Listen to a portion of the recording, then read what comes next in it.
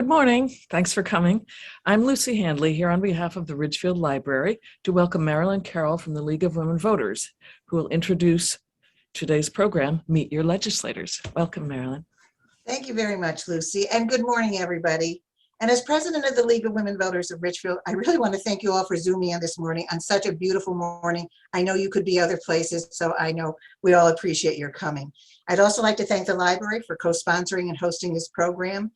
The League and the library present this program every year so that our elected legislative representatives can let us know what is happening in the current legislative session in Hartford and discuss the bills before them that are of particular interest to us all. Before I turn this meeting over to Mrs. Linda Handley, our program co-chair, who has moderated this meeting so professionally for many years, I'd just like to let you know that the League will be holding several voter education programs in the next few months, including information sessions about redistricting in Ridgefield and the early voting referendum question that will be on the November 8th ballot, which says, shall the Constitution of the state be amended to permit the General Assembly to provide for early voting? We'll have more information about these meetings, which will be forthcoming, so stay tuned. Now, without further delay, here is our moderator, Mrs. Handley, who will explain how the session will proceed, introduce our legislators, and read as many of the questions that have been submitted by the League and community members that time allows. Mrs. Handley, you are on. Thank you very much, Marilyn. Good morning, happy April 2nd, and congratulations to the Yukon women's basketball team for reaching the finals of the NCAA tournament in marvelous Minneapolis. As with most things, this event takes a village to put on. I want to thank Lucy from the library for facilitating and publicizing this event, Anthony from the library for recording and posting this event, to Marilyn, who is the president of the League of Women Voters of Ridgefield, for doing so many things to help us all with whatever tasks we have to do, and for so ably leading the League of Women Voters, to Tom, my program co-chair, to our legislators for attending this morning, Representative Berger-Girvalo, Representative Gucker, and Senator Haskell, and particularly to all you in the virtual audience for signing up, asking questions, and attending this morning's Meet Your Legislature event. I do this, as most local leagues do, on behalf of the League of Women Voters of Connecticut, who has positions on various governmental issues that come before the state.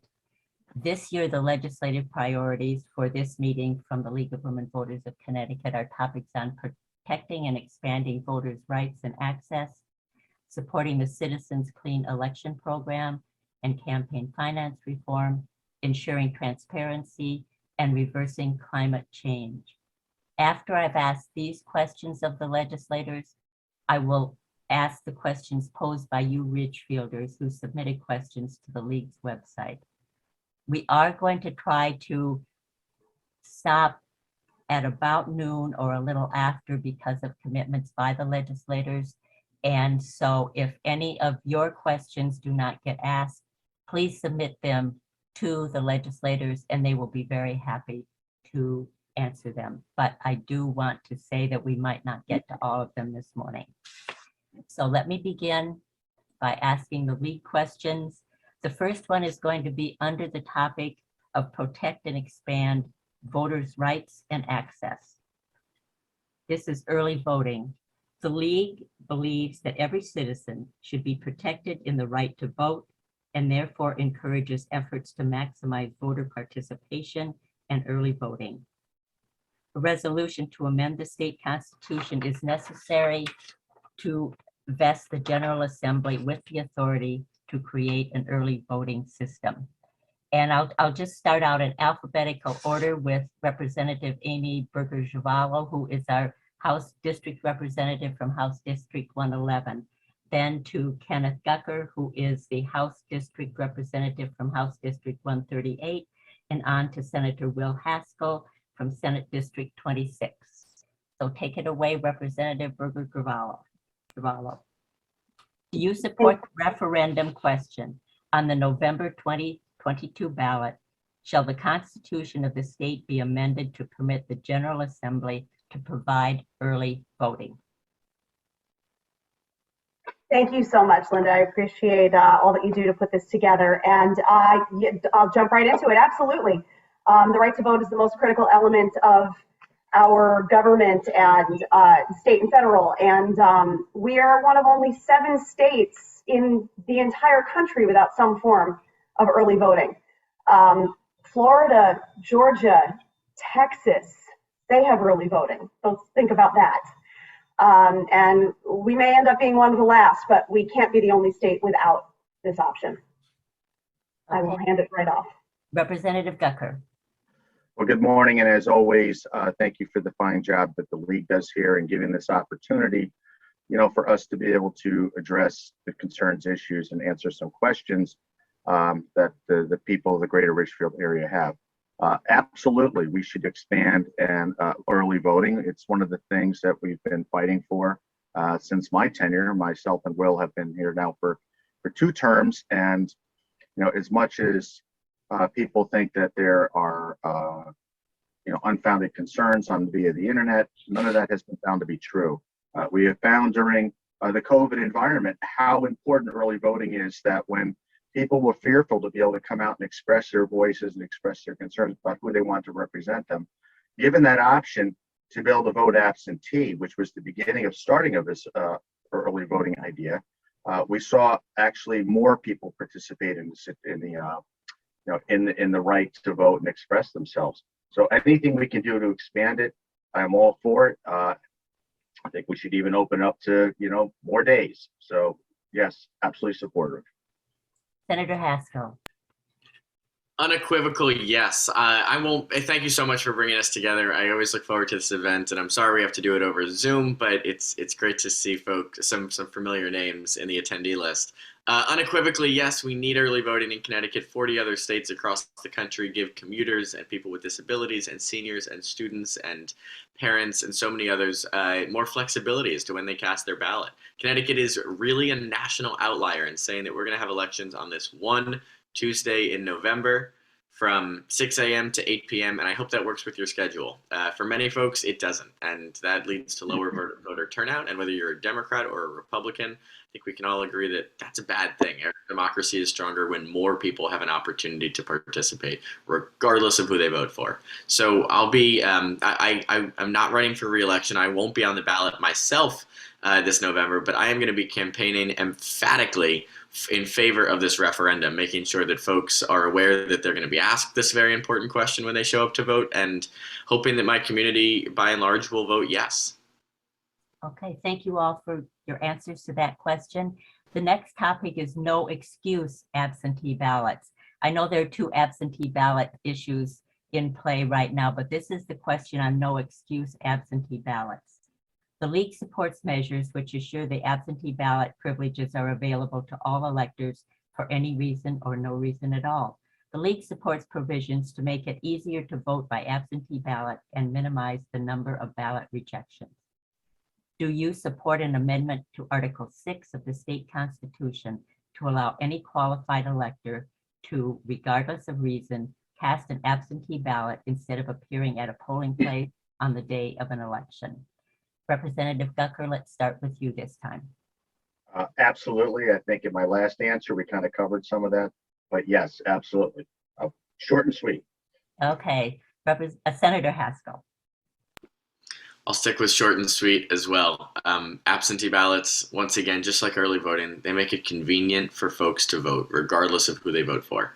And we had increased access to absentee ballots in the last election due to COVID, but that was temporary in nature. And one thing I heard from a lot of constituents of both political parties is that they appreciate the opportunity to take their ballot home, to vote from the comfort and safety of their living room, to actually look up the down ballot candidates and see where we stood on various issues.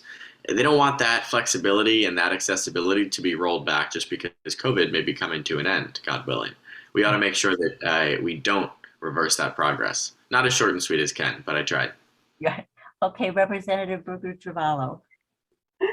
What they said. But I will also add, I mean, we've got 26, I love data. I'm a little data junkie. We've got 26 states and Washington, D.C. that offer no excuse absentee ballot.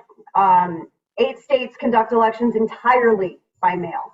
We have to do this. We have to be on level ground with the states around us, the states across the country. There's no reason not to be. Okay, thank you all. That was short and to the point. And we'll go on to question 3, which is under the topic of support, the Citizens Clean Election Program. What is your personal experience with the public financing of elections through the Citizens Election Program? How would you improve the CEP? Representative Berger-Girvalo, do you want to start this? Sure. Or is it will. I'm sorry, Senator Haskell. You see, I can't keep. I won't be able to keep track after that. That was 3, so no. Thank you. Yes, Senator Haskell, excuse me.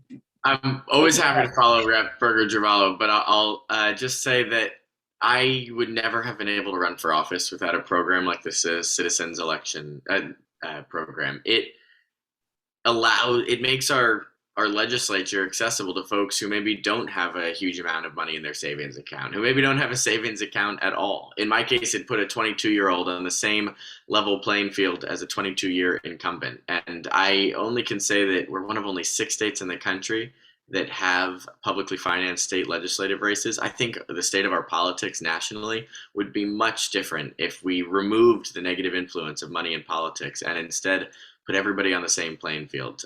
Every year, our colleagues on the other side of the aisle propose legislation to remove or eliminate or scale back the Citizens Election Program. And as the Vice Chair of the Government Administration and Elections Committee, every single year I fight it, because I think that that's the only way that we have a more diverse and representative government, representative of the people who we're charged with speaking on behalf of. It's what opens the door for so many folks like myself and others to actually take that leap of faith and run for office. And most importantly, when we campaign, it makes sure that we spend all of our time asking for votes and very little of our time asking for checks. Okay, now Representative Berger-Girvalo.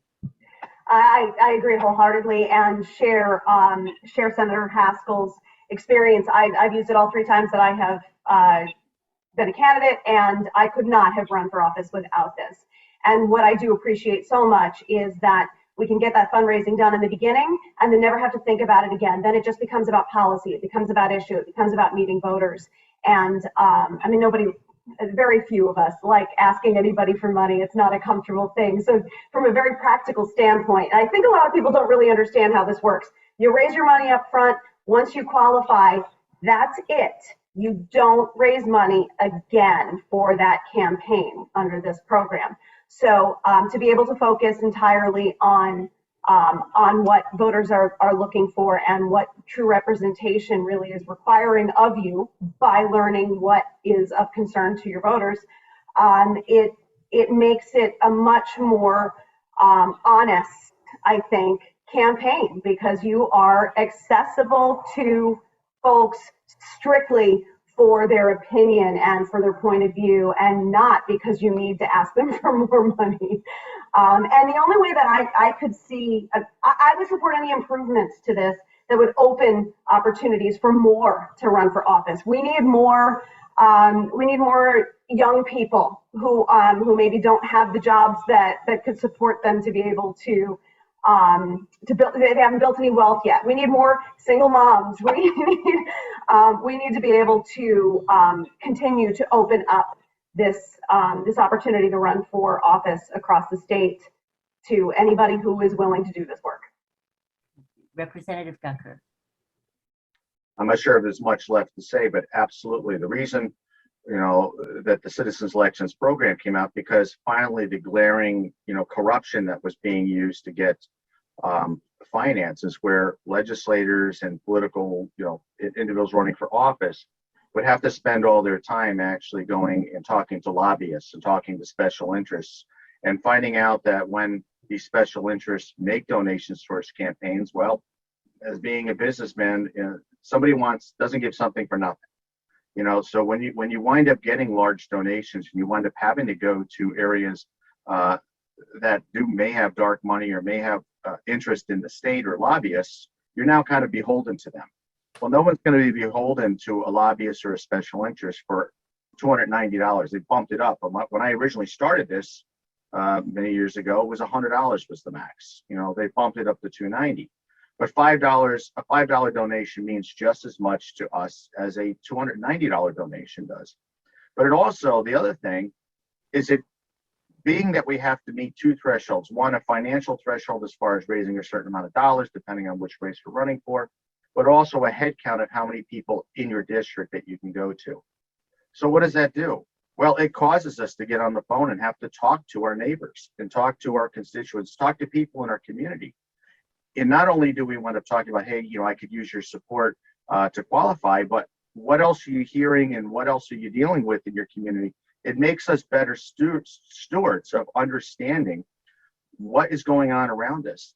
So as much as the program got started because of some shady activities by some politicians, the end result has been a wonderful thing.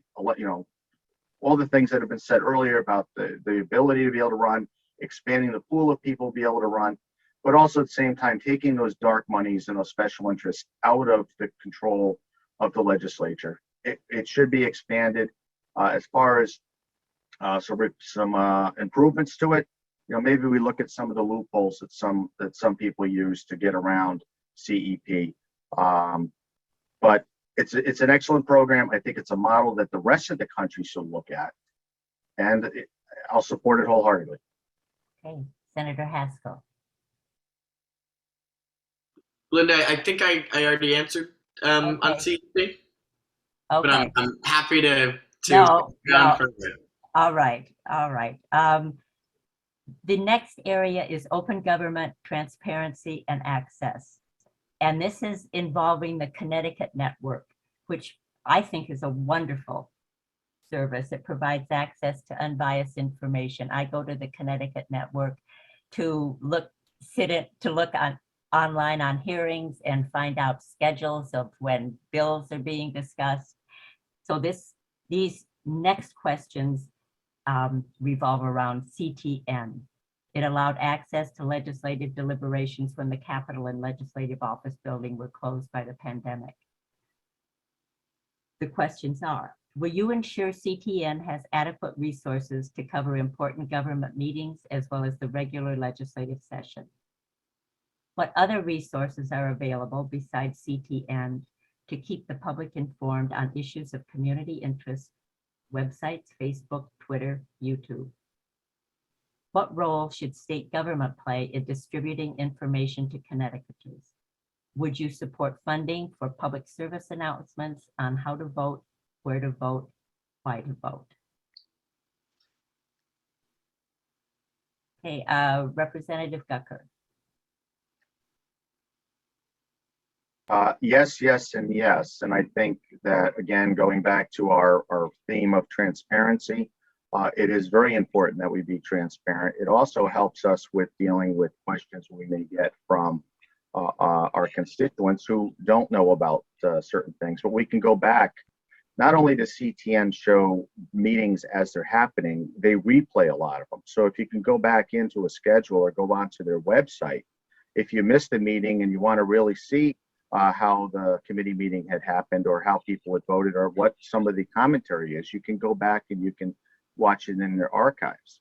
I will also say, as a credit to my colleagues here, I think we do a wonderful job reaching out almost weekly to our constituents about what we're doing, and if you need anything, how to find us and where to go. I think if anything, the internet has been a wonderful thing with our e-blasts or with Facebook postings to e-blasts to be able to allow people to reach out.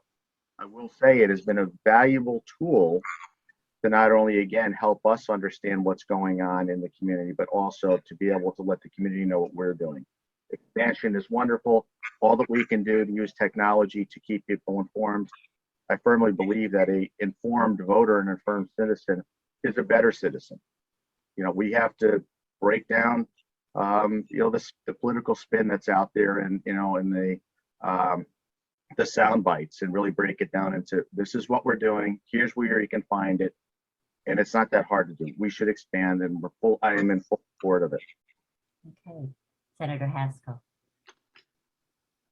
Amen to everything Ken said. I love CTN. It's the way that we as legislators keep up with what's going on, because unfortunately the way that the calendar works, we try to accomplish in 12 weeks what other legislatures get done in 12 months. So while we're sitting in the Transportation Committee, I'm watching CTN to figure out what's happening over in the Environment Committee, and I'm texting Representative Berger-Girvalo to find out what amendments are being called in public health. So CTN is not just a lifeline for constituents and for the public, it's a lifeline for legislators. It's a truly great tool that makes sure every meeting happens in public, because we know that sunshine is the best disinfectant. So there are very few conversations, if any, that any big decisions, I should say, that ought to happen behind closed doors in Hartford. Most of it happens publicized, live on Zoom or live on CTN, or both. I just want to close by thanking Ken for shouting out the email newsletters that we do. In addition to Facebook and Instagram and Twitter, all three of us really put thought into our email newsletters that go out about once a week. And I would just say you could sign up for one, but if you sign up for all three, you'll see that while we all work together and work on Ridgefield's behalf, we each work on different committees, and that's an interesting thing because we get to focus on different issues. So I read the newsletters of my colleagues, and I learn from them always. So I couldn't recommend highly enough signing up for those email newsletters. And by the way, while we're mentioning staying informed and staying up to date with the legislature, I did want to mention that Ridgefield was slightly redistricted, and the 26th district, which I represent, will soon only represent about half of the town, and the northern half of the town, roughly, will be represented by my really good friend and my colleague in the Senate, Julie Kushner, or I should say that she'll be running to represent that portion of the town. Get to know Julie. Sign up for her email newsletter. Follow her on Facebook. She's already, attending Ridgefield events and getting to know her future constituents. But the time is really right now to try to get to learn a little bit more about her platform, a little bit more about her work in the Senate. I guarantee you're going to really enjoy speaking with her, because she's one of my absolute favorite people that I have the chance to work alongside. So I just wanted to give a shout out that that folks who are in the northern part of Ridgefield should not just follow what's happening from Representative Berger-Girvalo and Representative Gucker and myself, but also be sure to get to know Julie, who may be your future state senator as well. Okay. Representative Berger-Girvalo. First of all, I want to say here on the Julie Kushner. Senator Kushner is wonderful, and she's dove right into trying to understand the issues that are impacting Ridgefield. So thank you for bringing that up, Will. So regarding CTN, these gentlemen have covered most of it so far. Virtual participation has increased access to what is happening at the Capitol exponentially. And so any means that will allow access is okay by me, for sure. In addition to CTN, we also have every committee has their own YouTube channel. So if you're, I know that there are some constituents who have dialed into the YouTube channel and listened to it on their car radios as they're commuting and trying to understand what's happening in our committees. Senator Haskell is correct. The way that we need these channels in order to be able to stay on top of what is going on in our multiple committees because of the overlap. So your last question was one that interested me. What role should state government play in, I think it was distributing information, right? Yes. Mm-hmm. So now, because state government is accessible across all of these social media platforms, in YouTube, on CTN, we've got multiple online resources. In each municipality, there are departments that can provide information, and they're starting to use these kinds of resources. And additionally, we just voted on a bill that allows municipalities to continue to use virtual access locally. This is a movement that isn't going away, and it shouldn't, because I know that for me, as you know, before I was in this role, I was an advocate for the things that were important to me. And there were times when I just couldn't, as a parent, as a working adult, I couldn't get to the Capitol to testify when I wanted to. And now people can. So this virtual access thing has opened up, especially because of how far away we live from the Capitol. This has opened it up to so many more people who would never have been able to participate in state government. And I am all for all of that. Well, I think an outgrowth of this COVID dark cloud that we've been under for 2 years has been the use of our electronic resources and knowing that it has expanded for each of us. But as we were talking before the program began, you're now in person and people can go to the Capitol, they could testify in person. Is that correct? Are your committees now meeting in person or are you still virtual? How, if somebody wanted to interact with the committee, is it still better online, in person? So up until this point, hearings are still virtual. So if you want to participate, and although hearings are now, I guess I can't imagine that any committees are still having hearings since the last JF deadlines are this coming week. But hearings have been virtual all along. Committee meetings are hybrid, so you can either be in person or be working from home or office or wherever you are. And for those, lobbyists have been permitted to come into the meeting space, the committee meeting spaces. That's right. Am I missing anything, gentlemen? Just to say that we don't often have visitors since we represent a part of the state that feels far away from Hartford. If you are swinging through the state capitol, please send us an email, send us a text. We had the opportunity to welcome some students recently, and it totally made my day, made my week. Please be in touch if you're visiting the Capitol, and we can help arrange for a tour or something like that. Representative Gucker, do you have any comments? I would also say if you want to do a tour, give us a little bit longer because sadly the League of Women Voters is not allowing you to see the entire building, and to make a trip up from, this end of the state all the way to Hartford, we'd have to have you come back a second time once things open to really get the full experience, because unfortunately the LOB is restricted now to visitors on the first floor, the main floor, and the Capitol is the first 2 floors, but then you don't get to see things like the Senate chambers and much of the other architecture. But we are slowly opening up. And again, I'll echo everything that has already been said. We have had very long nights due to virtual public hearings. Some meetings that would normally be 4 or 5 hours have turned into 10 or 12 because, again, people don't have to make the trip. But you know what? Part of our job is, again, like we've all said earlier, is transparency and being able to listen. And we can't listen and legislate in the best interest of people if we don't hear all your issues, concerns, and questions. So though it's been, for us, a lot of long nights with a lot of coffee, it has also expanded our ability to be able to listen, understand, and explain what's going on. Okay, now shifting to a different topic, it's going to be a question on the American Rescue Plan Act. Under climate change, last year people concerned about environmental degradation in Connecticut hoped the legislature would support Connecticut joining the Transportation and Climate Initiative Program, TCIP. It did not. The question is, what are your plans for ensuring ARPA funds are spent in environmentally responsible and socially equitable ways? What other actions should be taken to slow climate change? Senator Haskell. So to the person who submitted the question, first know that I share your disappointment that Connecticut didn't join the Transportation Climate Initiative.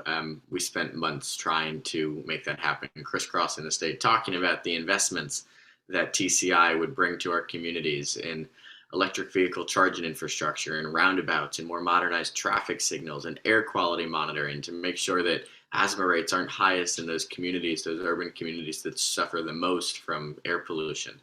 Here's the good news and here's the sliver of hope. What we heard in crisscrossing the state is that while the mechanism for raising that revenue was controversial, the investments themselves weren't controversial. Many of our colleagues on the other side of the aisle said, we don't want to impose a regional cap on carbon emissions, but we like the idea of spending money on green infrastructure. We like the idea of deploying electric buses, electric school buses, so the kids don't breathe in diesel exhaust as they travel to and from school every day. So here's what we did. We're taking them up on it. In the Transportation Committee last week, we passed Senate Bill 4, and it removes the controversial funding mechanism, and it says, instead, we're going to use state and federal resources to build out that greener infrastructure. We're going to deepen the subsidy for electric vehicles to make it affordable for every family to make that transition.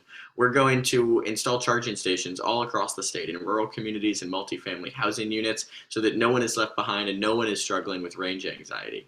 We're going to help businesses to electrify their fleet, both light-duty vehicles and medium and heavy-duty trucks, which are accountable for 58% of NOx emissions in Connecticut.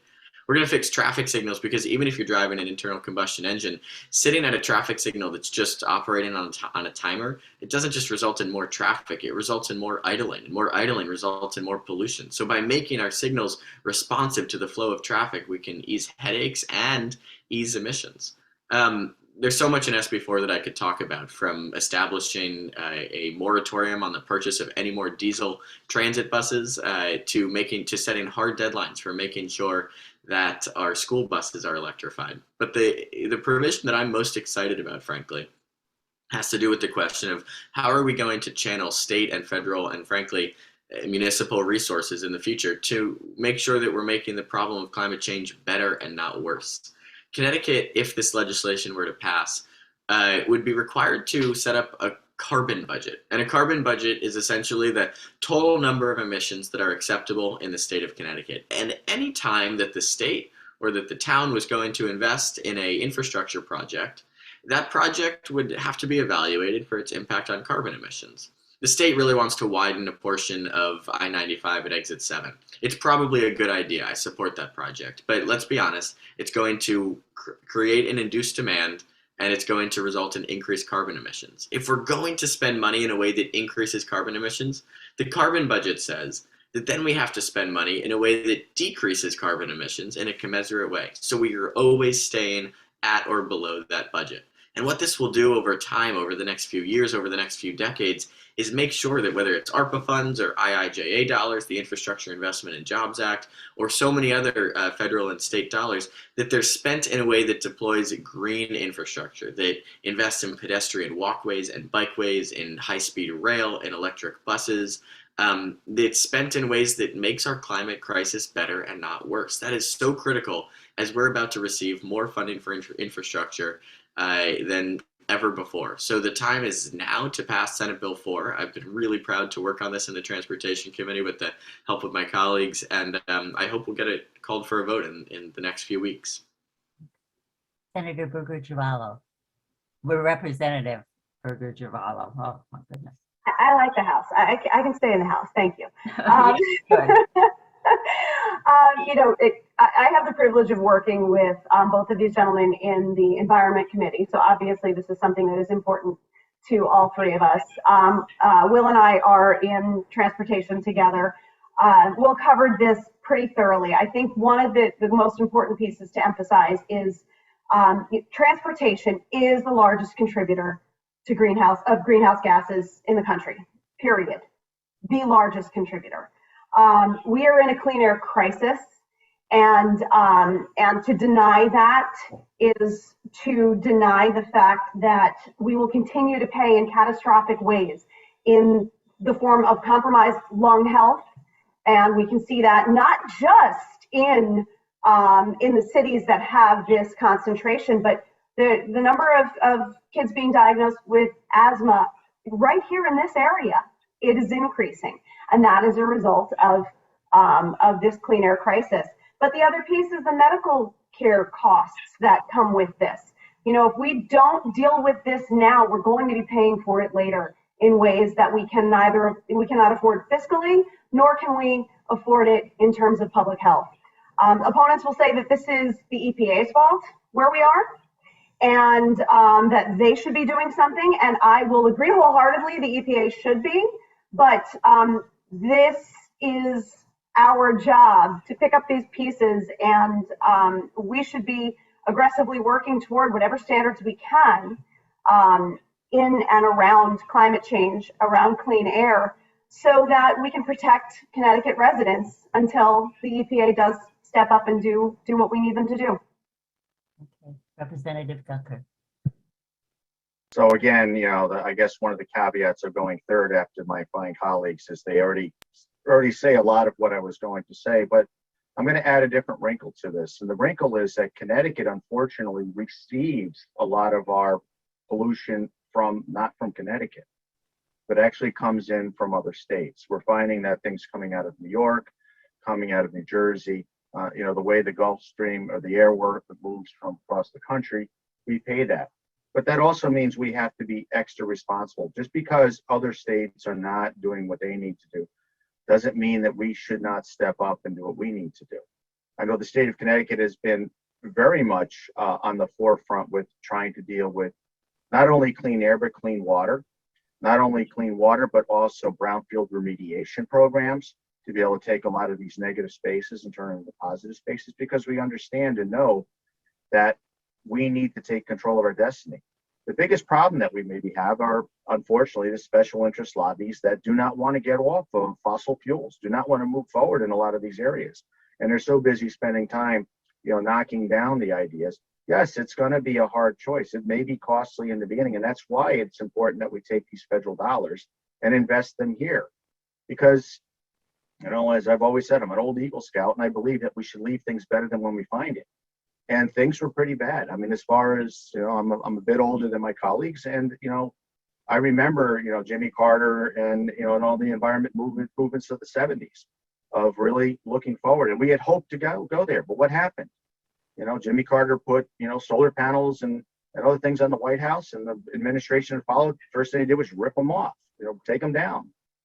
We need to be hard. We can't allow the narrative of special interest to guide what goes on. We need to do what's best for our children. We need to do what's best for our air quality. And like has been said, the healthcare benefits, just the cost in healthcare that we're seeing skyrocket, and the others, we really need to ensure that we move forward on this. So thank you very much for the question. Okay, thank you. The next topic area is accurate voter information. Accurate information is critical for good civic decision-making. Surveys show misinformation is rampant in our country. The question is, do you believe misinformation is a threat to our democracy? What do you do when constituents repeat misinformation? Representative Gucker. I'm so glad you asked this question, because one of the things that I do in my off time when I'm not running for office is I set up the polling places for the Danbury register of voters. And to understand how the polling places and how our processes work, I think more people need to know. The optical scan voting that we do here in Connecticut cannot be tampered with. We have one of the few systems that people don't realize, that when you put your ballot in that machine, that's as far as it goes. It goes into the tape and the recording of that machine. But then all of those ballots are collected and saved and sealed. So in case there is any question of what's going on, we can break open those seals and do audits. One thing that's happened in Danbury, and I think last year was the first time in many years, the Secretary of State will do random audits of voting locations. And every time one of Danbury's 7 polling places winds up with an audit. I have been part of those audits, and I will tell you, the machines with the ballots come out 100% accurate every single time. So to be able to understand that, and when you get, people with fake news, as I would like to call it, or hate to call it, with ideas on how we need to clean up. I mean, all of us, I think, every day get an email from a certain individual talking about voter fraud and talking about how our system was hacked. And I've tried to reach out and say, do you understand how we vote in Connecticut? Those assertions are impossible. And I encourage people to learn about how the voting machines work here, how the process works here in Connecticut, and how the safeguards are here. Our Secretary of State, Denise Merrill at the time, who I believe had to make this choice, Optical scan is the way to go. So education, education, education. This misinformation and doubt in our system is not good for voter turnout. It's not good for our democracy. And some people should maybe question as to why these assertions are being made. They're being made so that your voice will no longer matter. So maybe you'll be frustrated and stay home, but people can actually get people out there who are not working in your best interests. Education is the number one factor, and I do believe this misinformation is extremely harmful to our democracy. Senator Haskell. Ken said it so well. It's scary in our email inbox sometimes. And I'm not blaming one side or the other, although I do think that there's a problem of misinformation that might impact one particular party more than the other right now. But I'll give an example from this week. I got an email from folks, I don't think that they were in Ridgefield, although truth be told, I can't remember. Is it true that third graders are reading Dr. Ibram Kendi in school? Well, no, that's ludicrous. But then I also received somebody from my side of the aisle who said, is it true that Republicans in Connecticut's legislature are banning books? No, that's not true either. There are forces online that are clearly driving us farther apart by spreading these false accusations about what the other party, what the other side is trying to accomplish. When in fact, I think that people are really relieved when I respond that 70% of bills that we pass in the state legislature are bipartisan. That doesn't mean everybody votes for every single bill, but it means we've got at least one Republican on board with most of the legislation that I vote for. And that's not the picture you would discern from cable news or from media coverage, right? They want to emphasize areas where we're divided. They want to create divisions often where there aren't, like in the education of children. And ultimately, I think the way that we move past that is when I get I've got a fun thing that I do about once a week, the most vitriolic, the most angry emails or voicemails, I call that person back first, right? They're the one who I most want to speak with. I want them to hear in my voice that what they're maybe accusing me of is something that I haven't done. What they're accusing one political party of is not something that they're trying to do. And every once in a while, I mean, sometimes these calls aren't successful. I do them on my drive up to Hartford. But every once in a while, we break through that initial disinformation wall, that partisan skepticism, and we can laugh about it, right? We can figure out where the heck this false information came from. And maybe we can build a friendship or at least a mutual understanding as to our shared values. So I really enjoy those conversations. And you asked, I think, about how we deal with it as legislators with the problem of disinformation. I guess my strategy, whenever possible, is to just pick up the phone and talk to somebody directly as opposed to trying to operate through social media or even through email, which can be really challenging. Representative Berger-Girvalo. My colleagues have both stated it pretty succinctly, and Will brings up a point at the end too. A lot of this information comes at us through social media, but we hear about it long after because I can't necessarily speak for Rep. Gucker and Senator Haskell, but I know that I personally don't have time to filter through comments and questions that come on social media. It's not something that I have a habit of doing. We post to share information, but that's certainly not where I'm going to get whatever feedback or questions that need to be answered.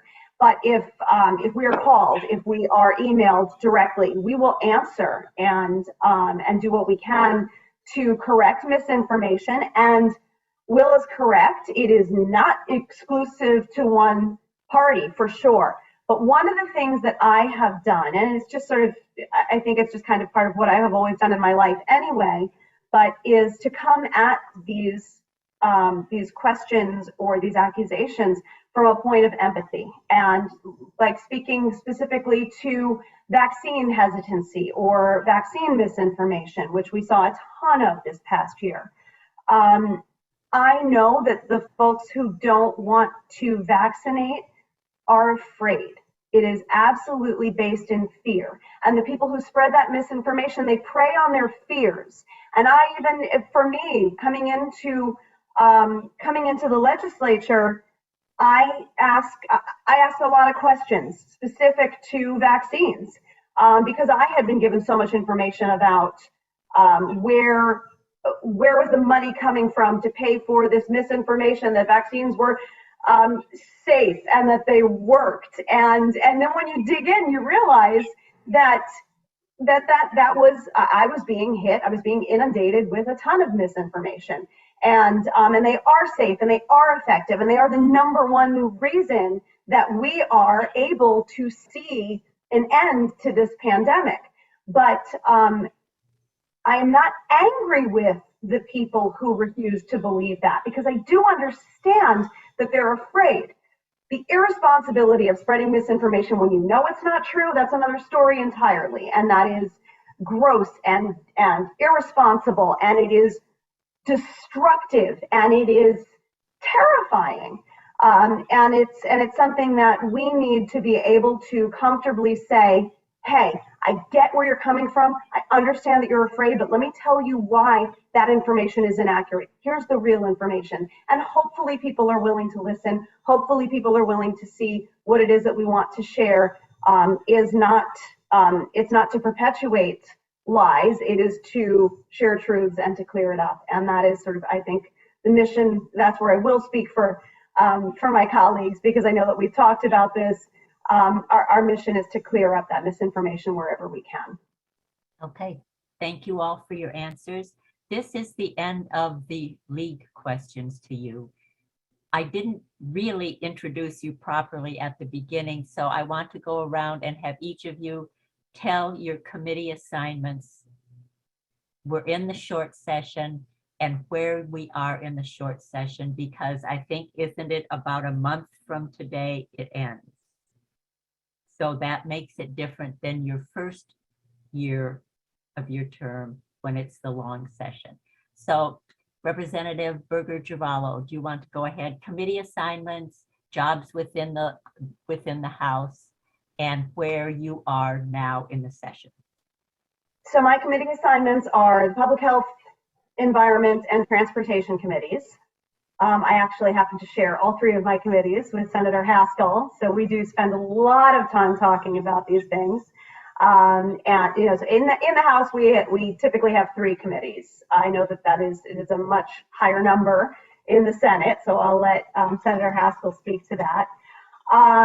Right now, where we are is, for each of my committees, we have finished the processes of public hearings and the JF, which is that is the process of getting the bills joint favorable and joint favorable substitute language. Those are what the JF and JFS stand for.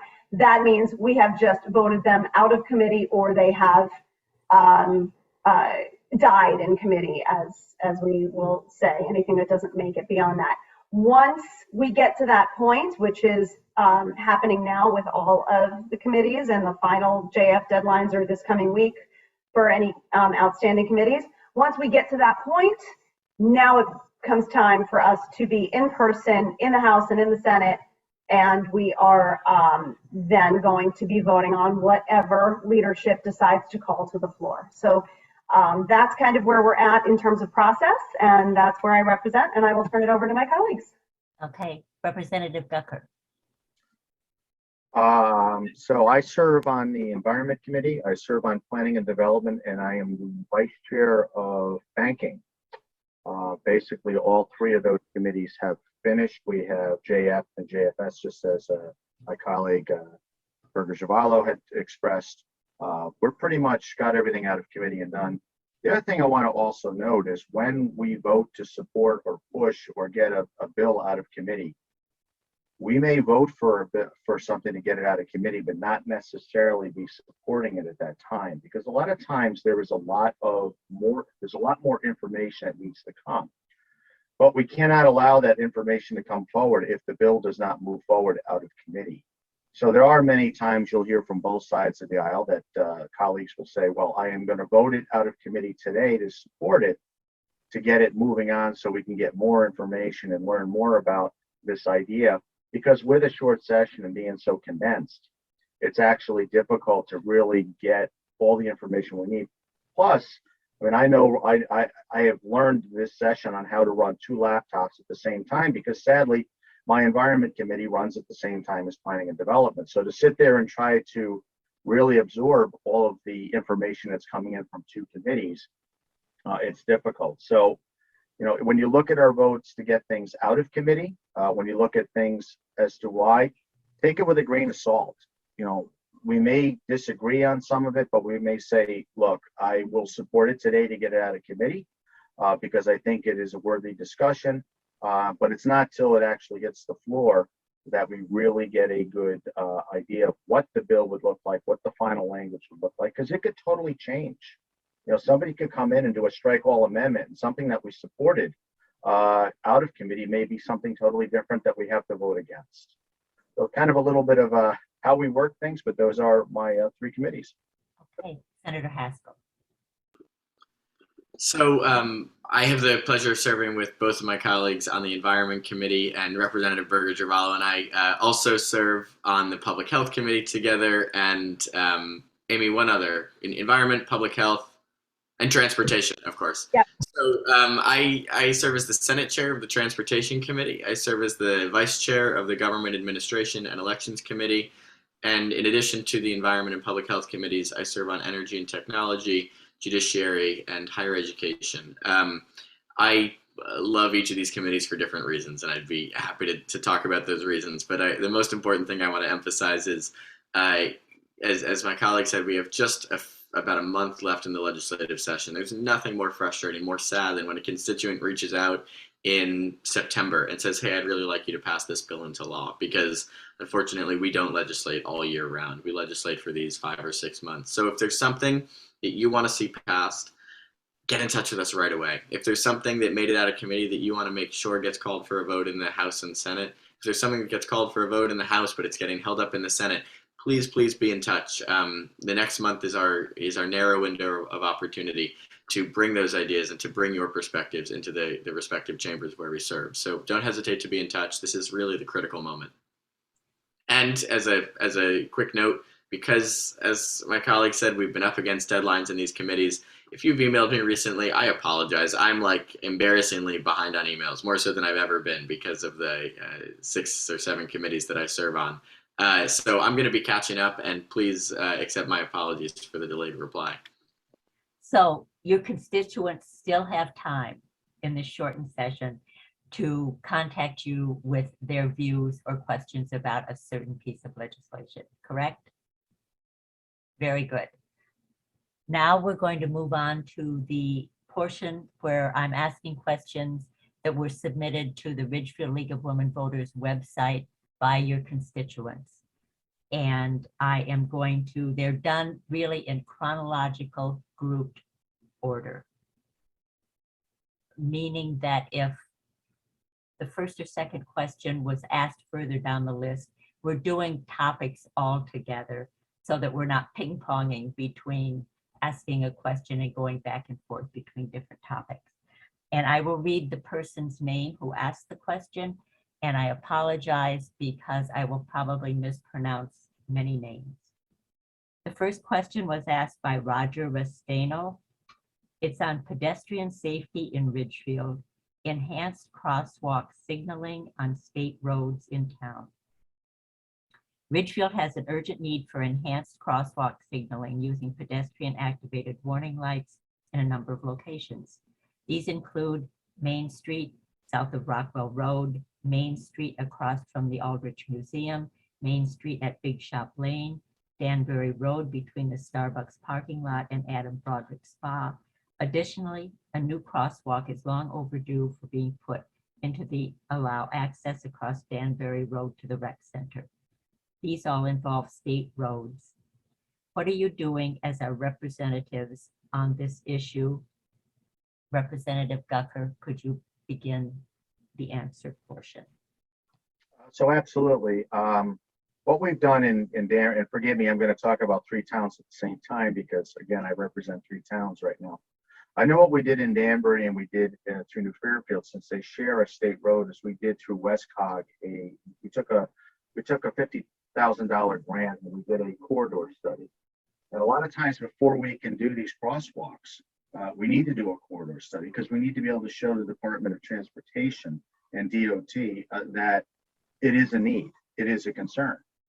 And I will say in New Fairfield, we were successful in getting some crosswalks put in that were desperately needed. But we need to start that process of getting the DOT involved.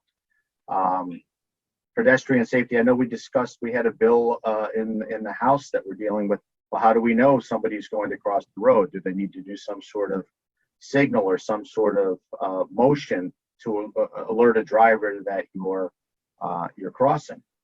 That had a lot of heated debate. I think it got filibustered for many, many, many hours. And I'm not sure it really went anywhere. But the biggest thing that we're dealing with now is distracted driving. How many people go up to and see the crosswalk, see the yield sign for a person to be in a crosswalk and still drive right through it? You know, we need to deal with distracted driving. We need to deal with having DOT come in, survey these areas. And we need to actually have these systems like we have in White Street and Danbury and other places where pedestrian hits the button, these bright LED lights go off, and they hopefully, if somebody's maybe tuned into their favorite podcast or music, or even sadly is distracted some way, that these things would alert them that, you know, people are getting ready to cross the street. So that's kind of what we've been doing in my other two towns, but it's really a matter of a corridor study and then getting DOT down here to really take a hard look. And, you know, sadly, it takes longer than it should. And unfortunately, sometimes, you know, it takes some bad things to happen before people recognize. So it's very important to keep reaching out to us. Let us know where your issues, concerns, and problems are. Where at these locations, so we can get on the phone, you know, with the commissioner of DOT and say, I've got a lot of concerns about this area. It's been things that have worked out in my other communities. I know that if we apply those things to Ridgefield, the same opportunities can be there. Senator Haskell. Yeah, so I'm first of all, Roger, thank you so much for participating today, and I hope you'll consider emailing me or all of us that list of intersections that you'd like to see improved. A core part of our job is to shuttle these suggestions back to the Department of Transportation, ask that they expedite these projects and send engineers out to take that close look and do that study that Ken was talking about. It doesn't always happen overnight, but sometimes it does. I was able to recently help Kings Highway Elementary School install flashing school zone crossing flashing signs and school zone signs to help students who are walking to school in my hometown of Westport. So I'm really interested in playing that role and would love to take a closer look at those intersections that you mentioned. I took some quick notes, but if you want to send me an email, I know you've got my email, and I'd love to hear from you. Really briefly on a policy level, the Transportation Committee and the Department of Transportation Committee historically have been pretty focused on cars. They view that as synonymous with transportation.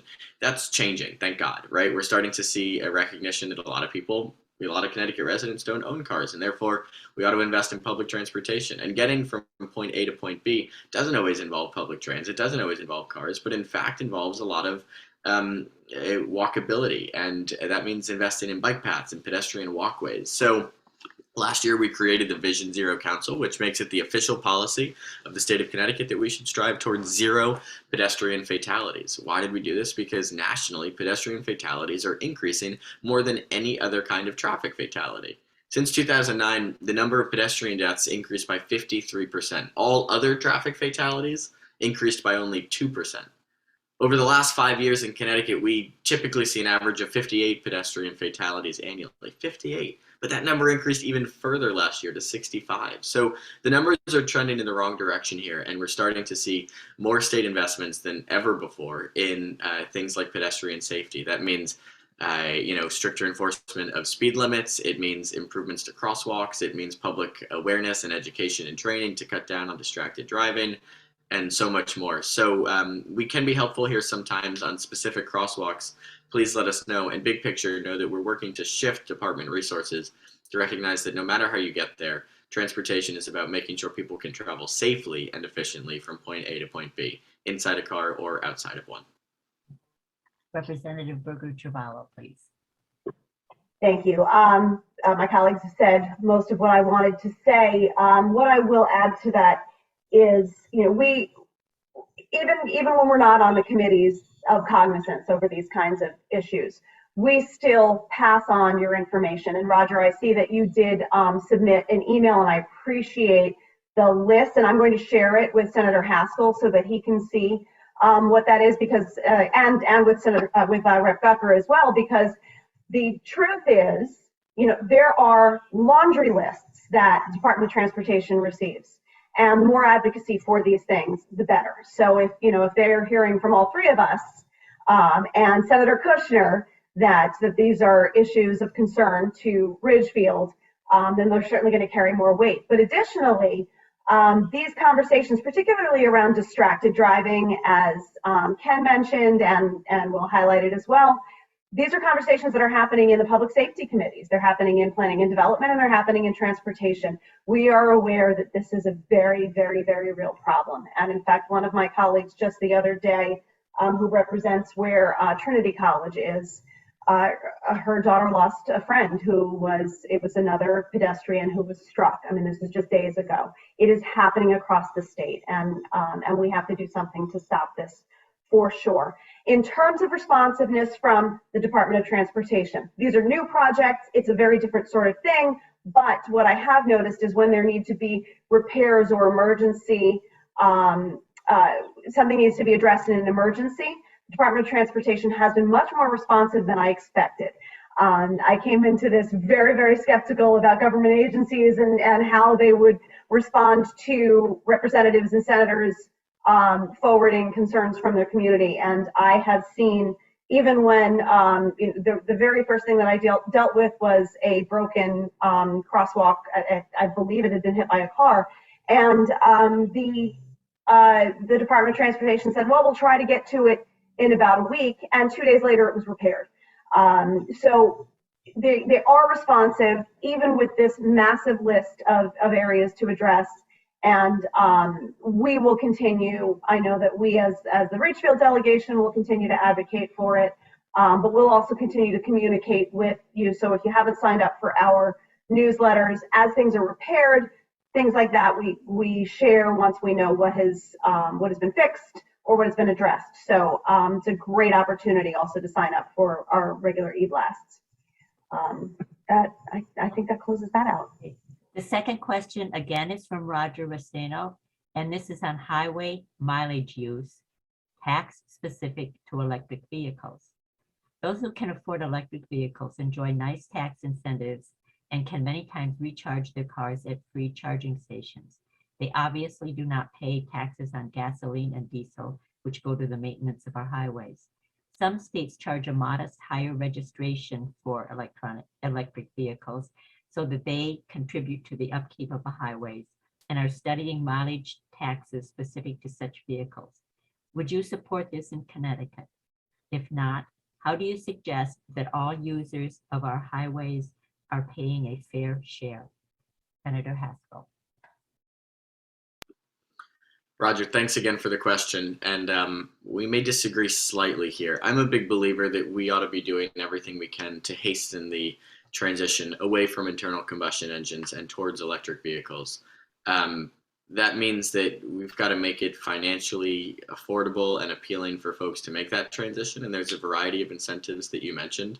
One is the cheaper program, which is a rebate program to help folks afford an electric vehicle. But I also think that the cost savings on gasoline are a huge reason that people are making that transition. The last time gas was this expensive, the Prius became the most popular car on the market. As gas prices are increasing, I think that more people are standing up and saying, you know what, maybe I can cobble together this rebate program, I can look at the savings on gasoline, and I can financially make that leap to an electric vehicle. And God knows when they do so, they're taking a small but important step in saving our environment and making sure that kids in the future can access clean air and clean water.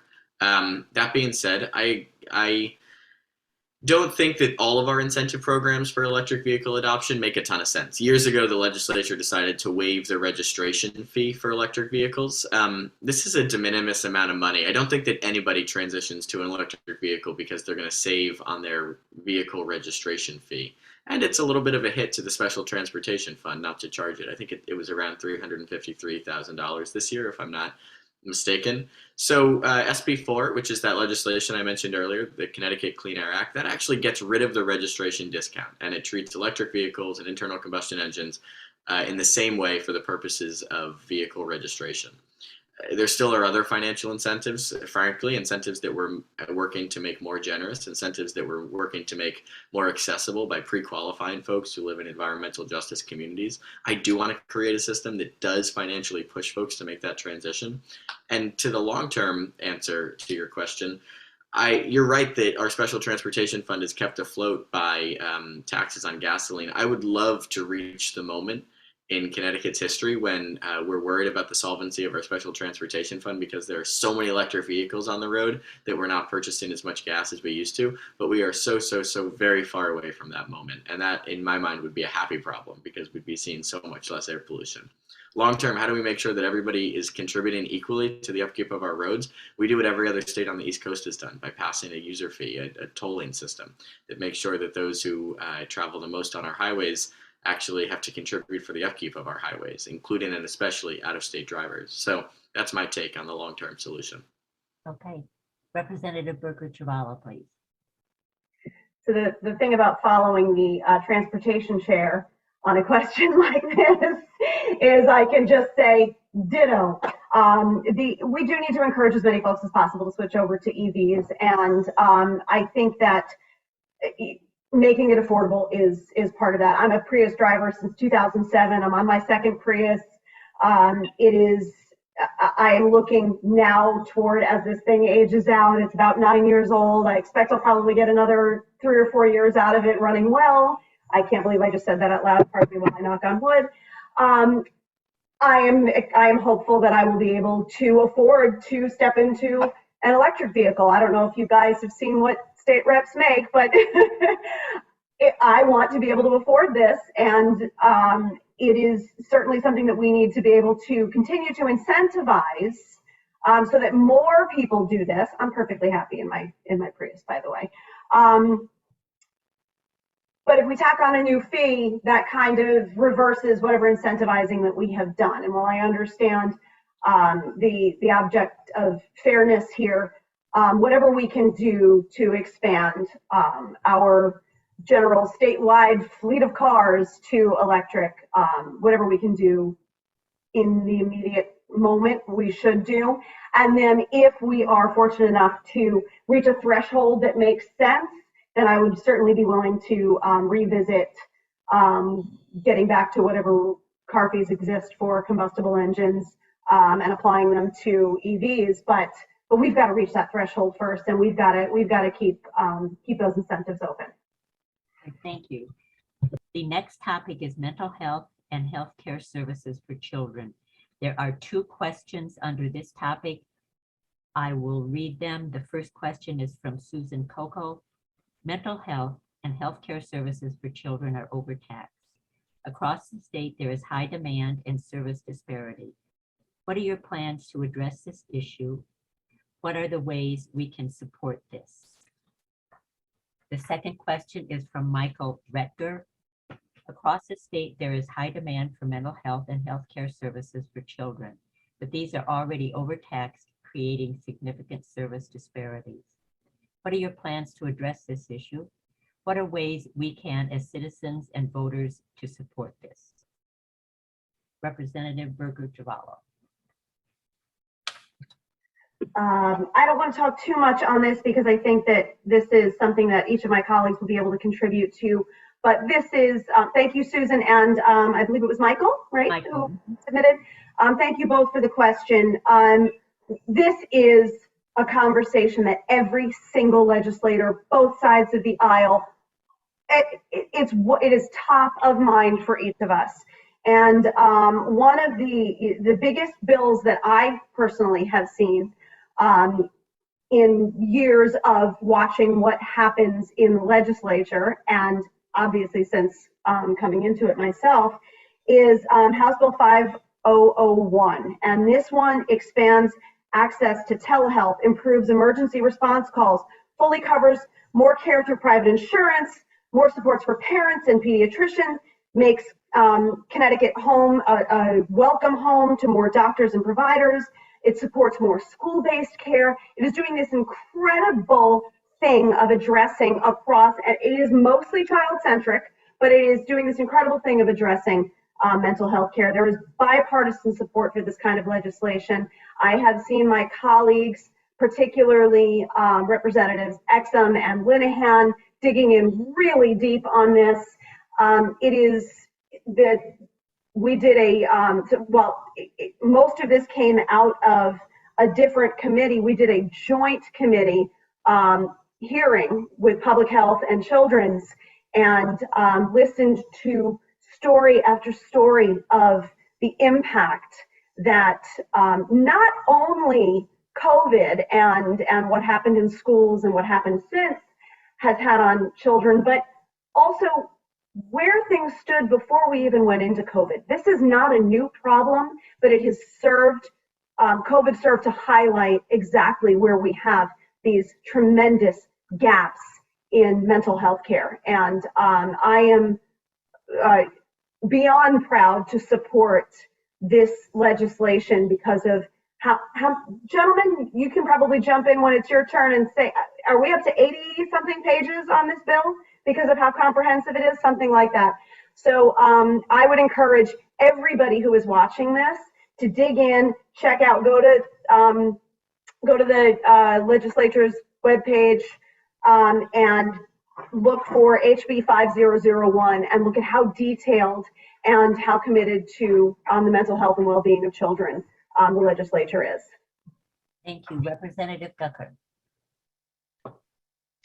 My colleague said just about everything, but I will also say, you know, as a sad side effect, or as a, you know, I guess when we get stuck and we find out that we've got an issue going on, like COVID, we have seen, and it is highlighted, you know, the need for mental services, not just for children, but for all people, because it has really upended society, you know. So I'm encouraged when I see stuff like the governor is looking at some of our institutions and our hospitals and getting them the support that they need to upgrade and to make things better. I'm encouraged that we should really look into our education system to where, you know, guidance counselors and teachers could be more aware and could be watching what's going on in their students, because they're really the first ones that get to see where some of this activity comes out that displays that maybe you know, maybe a child has an issue that needs to be looked at. Maybe a child is dealing with something, you know, that they're not used to dealing with. And COVID has just blown this out of the water. So I guess as a good side effect from COVID is it is making people more aware that we do need to start providing these services. Sadly, it's also brought out more people having more issues and more concerns and more things. I'm fully supportive. I think that we need to provide more emotional services, not just for children, but for adults that are going through. We're watching look at opioid abuse right now that is through the roof. You know, look at alcoholism, look at other habits, you know, that are through the roof, because people, unfortunately, when they're not getting the help that they need, they go to self-medication points. And we need to really look as a society and really curb, you know, since the 1980s, when, you know, politicians thought everybody's cured, we're going to close down a lot of the mental health institutions that have encouraged people to come in, and kind of pushed them into the shadows and into the dark. And we need to get them out of the shadows and out of the dark and get them into services that will help them. So I'm not sure how much more I could say in that, because Aimee really covered a lot of that, but we really need to be able to not demonize mental health and the need for mental health, but actually stand there with open arms and say, there is a safe place. We need to provide those safe places, and we need to allow people to come out of the shadows to be able to get the help they need without being demonized at the same time. Thank you. Senator Haskell. Well, it's such a huge topic. I just want to focus on one narrow element of the gigantic bill that Representative Berger-Girvalo mentioned, which is a priority for so many legislators, which by and large aims to advance and protect and improve the mental health of young people in Connecticut. One small piece of this is called SIPAC, and it's something that I've had an opportunity to work on a little bit because it once again, a constituent brought it to my attention. This is how, good ideas become bills and bills become laws. A constituent called me and said, my daughter's off to college. We had a really hard time finding a mental health professional who she could, was comfortable with here in Connecticut, finding one who had availability, finding one who we could afford. And just when my daughter built up that relationship with that mental health professional, she had to go away to college. And because our laws are so outdated, it wasn't, even though it was entirely possible for them to continue talking over Zoom or over FaceTime and to practice, telepsychology, it was not covered by insurance because we have this narrow authorization as to where you have to be, and we don't have any interstate understandings or relationships to allow for telepsychology to be practiced across state borders. So now all of a sudden, this young woman who was struggling with mental health was out there in a brand new college town trying to find yet another mental health professional who she could afford and who she was comfortable speaking with. And that's a hurdle that we should not be throwing her way. So one small part of this bill is adding Connecticut to something called SIPACT, which is an interstate compact where Connecticut and so many other states would then be able to recognize licensure in the other state and allow for the practice of mental health care services across state boundaries using primarily telepsychology and sometimes very temporary in-person face-to-face practice. Mental health care really shouldn't know the boundaries of our states. We should be making sure that we're providing access to convenient and continuous and affordable care as people travel. So that's a small part of it that I've had the chance to work on a little bit, thanks to a constituent bringing it to my attention. Thank you. The next topic is help for Ridgefield. There are 2 questions. The first one is from Ellen Darvik. What are you doing to help small businesses in Ridgefield? The second question is from Jeff Bartlett. What has the legislature done that specifically benefits Ridgefield and our community? Representative Gucker. Well, thank you so much for that question. And I think what we've been trying to do is allow, more small businesses to get the same benefits that large corporations get. To be able to allow their workers to be able to come in under a safe environment, giving them the protections and the help through this difficult time with PPP loans and other things that have been thrown their way, not to any fault of their own, but because of the environment we find ourselves in. To be able to help, a small business, I mean, me being a small business owner, I hate to say it's been extremely tough. It's been extremely tough, not just because of COVID, but because of what COVID has done to all 3 of us, to where we spend our days helping our constituents and not being able to do the work that we would normally do, which has put things, in a tough position for all of us. But to be able to reach out to a small business and talk to them about the items that are available through the state, whether it be grant programs, whether it be loan programs, whether it be, workforce programs. We're hearing from a lot of small businesses that, and even large businesses, we don't have the workforce we need to step into these positions to be able to keep them growing.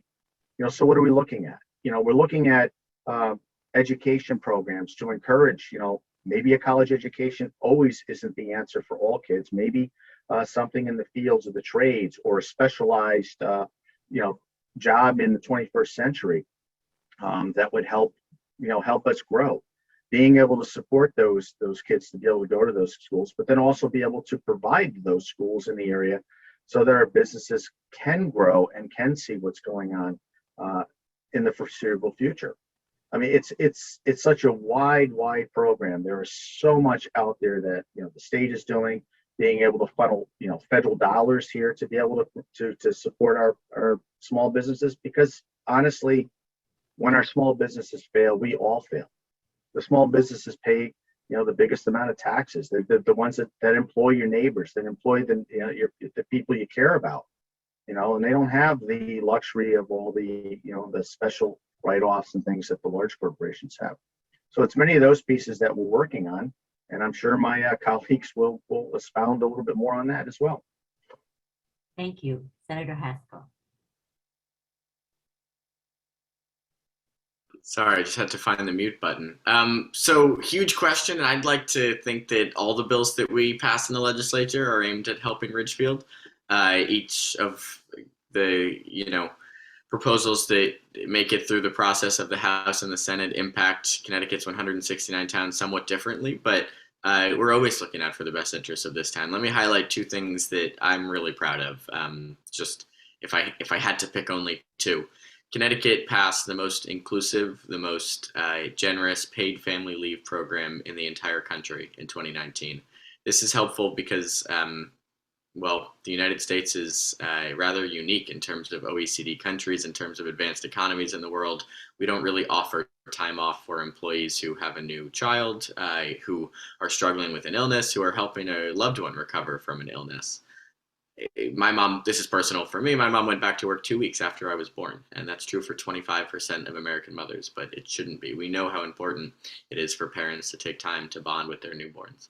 So Senator Kushner led the fight. I was proud to be a co-introducer of legislation that provided paid family medical leave in Connecticut, and the joy of now being in my second term is being able to see a program like this implemented. I recently asked for the numbers from the Paid Family and Medical Leave Authority as to how many folks had actually utilized the program in my district. And it's brand new. It just came into effect in January. So, I think in Ridgefield, the number is that it's actually the second most. I represent 7 towns, and Ridgefield had the second highest utilization of any one of my towns. Bethel came in first with 32.9 claims per 10,000 residents. Ridgefield came in second with 14.78 claims per 10,000 residents. These are wonky numbers, but what it really means is that there are there are dozens of people in Ridgefield who, since January, have had a new child, who have had a diagnosis, unfortunately, that's rather serious and forces them to take time away from work, who are watching a loved one struggle and want to be there to care for them. And in order to take that time away, they're not sacrificing their paycheck. They're not worried about where they would, about how they're going to afford to put food on the table or to pay their energy bills. And that's a really powerful and important thing. And to the question as to how this is helpful to small businesses, no business benefits by forcing their employees to come back to work while they're still sick, especially during a pandemic. This program, this paid family leave program, is paid for entirely by employee contributions. So the business is actually not on the hook for paying the salary of the employee when they take those 12 weeks to recover from an illness or to care for their newborn. Their paycheck is being paid essentially through their own contributions and contributions of other employees, but not from the small businesses themselves. And that's a really useful tool to the mom and pop shops in Ridgefield who want to make sure that their employees are healthy, but maybe can't afford to offer a generous paid leave program. I'll be much shorter on the second one. When I chaired the Higher Education Committee, I was able to help to craft legislation that makes community college free in the state of Connecticut. We know that 75% of jobs in this state will require some degree beyond a high school diploma by 2025, and we're nowhere close to meeting that goal. Our number of college graduates is actually declining, especially at our community colleges. And it's no coincidence, it's because tuition was increasing. So we passed legislation that makes allows every Connecticut resident to go to community college without going into debt. That way we're going to be supplying our businesses with the highly skilled 21st century workers that they need. We're going to be churning out more graduates to meet the ever-increasing demands of employers in our area. When I visit employers in Connecticut, the biggest thing they tell me, it's not about taxes. They talk a little bit about transportation and how frustrating commutes are, but frankly less so during the pandemic. What they tell me first and foremost every time is they're having trouble finding highly skilled tech-savvy workers to fill their jobs in Connecticut. Bringing down the barrier of affordability and helping folks attend community college who wouldn't have otherwise been able to, that's a pro-business policy. And again, having now served for 2 terms, it's such a joy to see this program implemented. More than 7,000 students have already been able to access a community college degree because of the PACT program. And that's something that it makes me really proud and grateful for the opportunity to serve. Thank you. Representative Berger-Girvalo, please. You got me right as I was about to get a hug goodbye from my son who's leaving for the Well, weekend. give him a hug goodbye. I love you. He managed not to show his face. Oh, yes. Yeah, he's not a fan of showing his face in these kinds of things. Anyway, my colleagues, once again, have really covered most of the bases. So what I'll do then in terms of small businesses, I'll just highlight some of the bills that I'm watching currently to see what is going to come to the floor and what I'm looking forward to supporting. SB3, which would provide training for small businesses in the evolving market, which includes social media training, e-commerce, things like that. SB 408, which will require the Department of Economic and Community Development to create an incentive program for expanding and opening child care centers, which not only creates new jobs, but increases competitiveness, which will drive down prices. And this will ease burdens on parents in the workforce.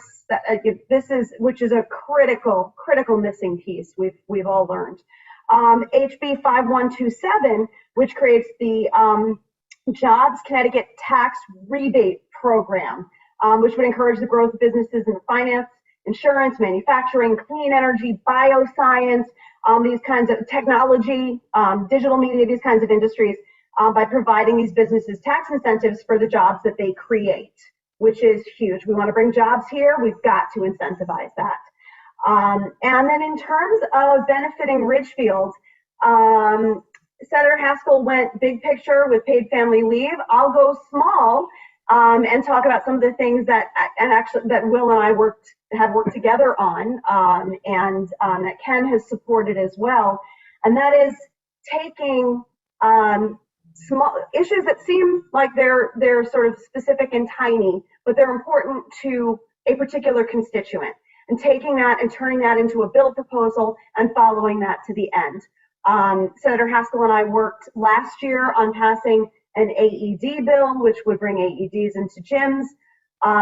This year, I have had the honor to work with a woman constituent, Brittany Crystal. She and her family, they experienced a stillbirth, and she lost her daughter Iris, and she began the Iris Fund, which helps families who have experienced stillbirth. And what she came to me was a proposal to introduce a tax credit. We introduced a proposal for a $2,500 tax credit, which would cost, based on the average number of stillbirths that Connecticut experiences, less than $500,000 a year. And it would go to support families in whatever recovery they need as they come back from losing a child through stillbirth. So through either burial and funeral costs, genetic testing, grief counseling, that kind of thing. So does that benefit all of Ridgefield? Not necessarily, but it does, because it takes care of our own. It takes care of the people who are advocating so strongly for something that is so important to them, and it reaches across the state. And now this is actually getting traction across the country. This is something that is happening in states all over the place. But what I love is that it started with one idea from one person right here in our community. And so that is another way that we can benefit Ridgefielders, is by helping them to get something that is meaningful to them across the finish line in the legislature. Hope I answered both of those. Okay, thank you. The next topic is local zoning control and transit-oriented development. The first question is from Karen Solzinski. What is your perspective on initiatives proposed at the state level that affect local zoning control? Regarding this issue, what have you done or voted for? The second question is from Karina Drake. There have been initiatives proposed at the state level which would affect local zoning control. What is your perspective? What have you done or voted for? The third question is from Gil Mott, and this is about transit-oriented development. What is your position on transit-oriented development? Should as or by right development mandates be imposed on towns and cities? Couldn't that prohibit towns from holding public hearings on development proposals and mandate density? Should towns be allowed to develop their own TOD plans? From Gilmont. Senator Haskell, please.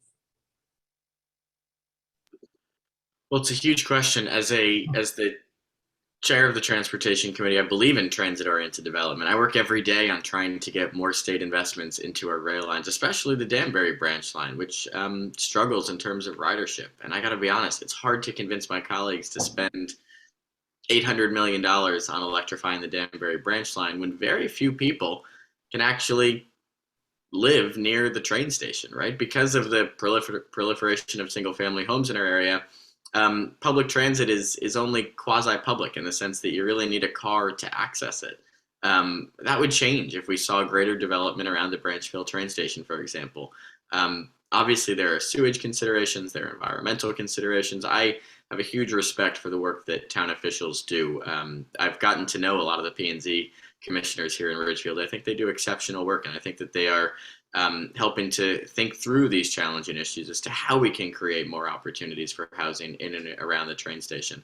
There's so many reasons to do it, from environmental to workforce development, helping make it possible for young people, for retirees, for teachers, for firefighters, for police officers who serve in this community to live in this community. But from the seat where I sit, the reason that gets me the most excited is when more people live near the train station, more people will take the train. And when more people take the train, I can make a much better argument as to why we should invest in 21st century rail as opposed to whatever we have now, which I think it would be generous to call it, 19th century rail. Last thing I want to say is that, look, Ridgefield's done a pretty good job in terms of expanding access for multifamily housing, looking for increased opportunities as to where seniors and recent college graduates could live. But we've got our work cut out for us. Last I checked, around 3% of Ridgefield's housing is considered affordable, and the state has a goal of 10%. It's hotly contested as to how we reach that goal. 830G is a deeply imperfect law that sometimes moves us closer to that goal and sometimes moves us further away from that goal. I'm not saying that I have all the solutions. I don't serve on the Planning and Development Committee, so I've rarely had the opportunity to work or vote on legislation on this matter. I just think that the town and state have to really work together to be creative, to create more housing opportunities. And I say that as the only renter in the Connecticut State Senate, somebody who struggles to afford rent in Fairfield County. I know how challenging it is to graduate from college and decide that you want to come back to Connecticut, because it is not fun or easy to find a place to live here that's affordable. And sometimes we get caught up in partisan debates about local control versus state control, and 830G is all good or all bad. And we've got to refocus on the problem here, which is that seniors want to downsize and they can't find a smaller place to live. Young people want to move back here and they can't find an apartment that they can afford. Teachers want to live in the same community in which they teach and they can't afford to do so. That's got to change, and I hope that the state and the town can work collaboratively toward that end. Thank you. Representative Berger-Girvalo, please.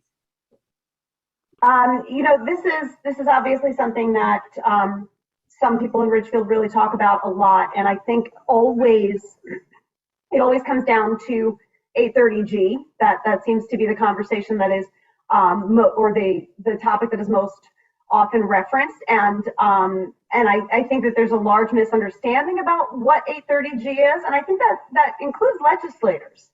So there is actually a bill currently that would provide, it would create a study for 830G and the efficacy of whether or not it has truly benefited communities. We can absolutely all recite stories of whether based in reality or not, we can all recite stories of when 830G was being used as a weapon by builders to force a development on a community or dramatically changing the face of a community. I don't believe that use of the law is in the best interest of the community, and I do support having a study to see really what is fact and what is fiction around 830G. Our seniors want to live here, our teachers want to live here, our first responders want to live here. I, as a single mom, want to be able to afford to live here. We have to have more options for sure. But do I think that a single bill, a single policy, a single blunt instrument, if you will, is the answer? No, I definitely don't.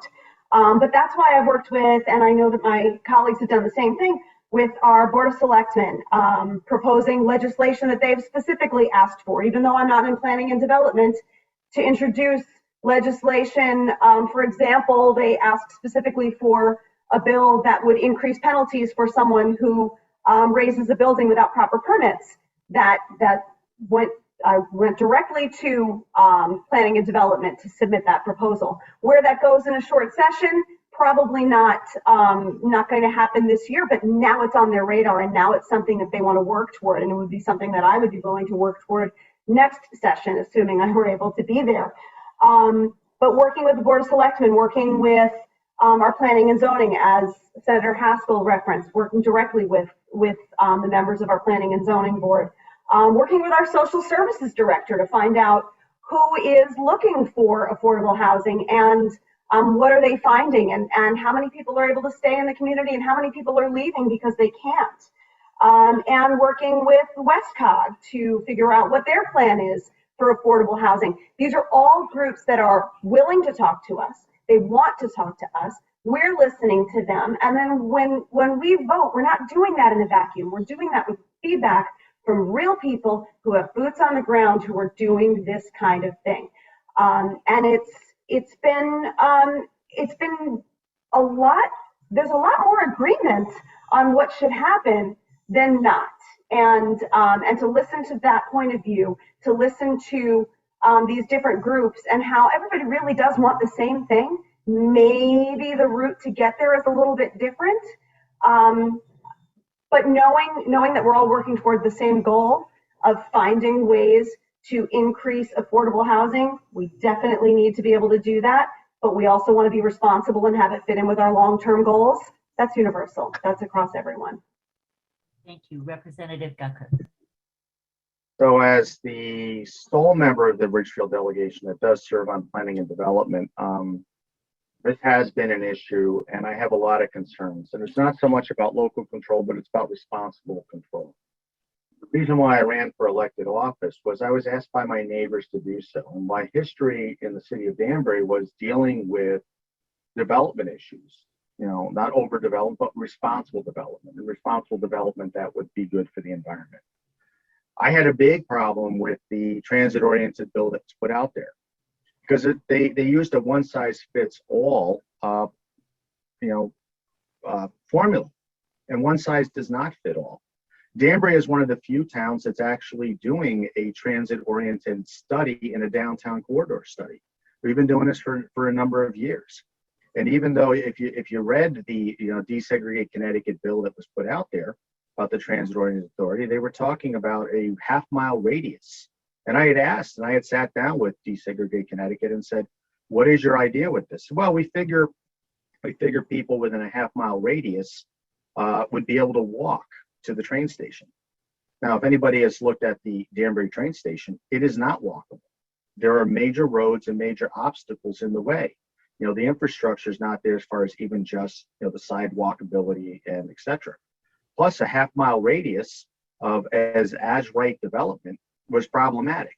It would change the entire downtown area of Danbury. Now, our train station, unlike Ridgefield, is pretty much in the center of town. It would change all of the development. And we're looking at these areas that, there's an idea that, well, if it's walkable and it's close by, people would not need a car. They would be able to use mass transit. They would walk. It's not necessarily going to be the case. I think 830G needs to be fixed. I have one of those 830Gs around the corner from me. The formulas that are used in 830G are not high enough as far as the density that should be affordable, because there's a financial buyout. I watched a project go in up the road that wasn't denied for multifamily use because people said not in my backyard, because it was physically unsafe. It's on a major highway. It's on a major road. And the concerns by the zoning board and by the planning committees were that people would get hurt. There would be problems. But because 830G came in, because Danbury had fallen below the 10% threshold, the developer was able to come in, use that as a way to take this very piece of property that was deemed to be a safety issue corridor concern and put in a project. And then the developer added a few extra dollars in there and got a buyout to where 30% of the project should have been affordable. Only 10% of the project actually became affordable. So what were those affordable units? They were, one-bedroom apartments underneath staircases and in areas where people wouldn't want to really be living. That's what they considered to be affordable. 830G needs to be fixed. It needs to be fixed, so I believe we need to keep those percentages high at 30, no financial buyout, but also the formula to figure out what is actually affordable. Because when we went to these meetings and people said, well, this is the income and this is the number we consider affordable, and we all looked at each other and said, that's not affordable. But because the numbers and because they were able to take the statutes and they were able to convince people that this is an affordable way of going, it never fixed the problem. So I've been pushing for the longest time. I've talked to, my city planners and my zoning people here in Danbury. I know them all by first name. I have their own home phone numbers. I've been talking with them so long.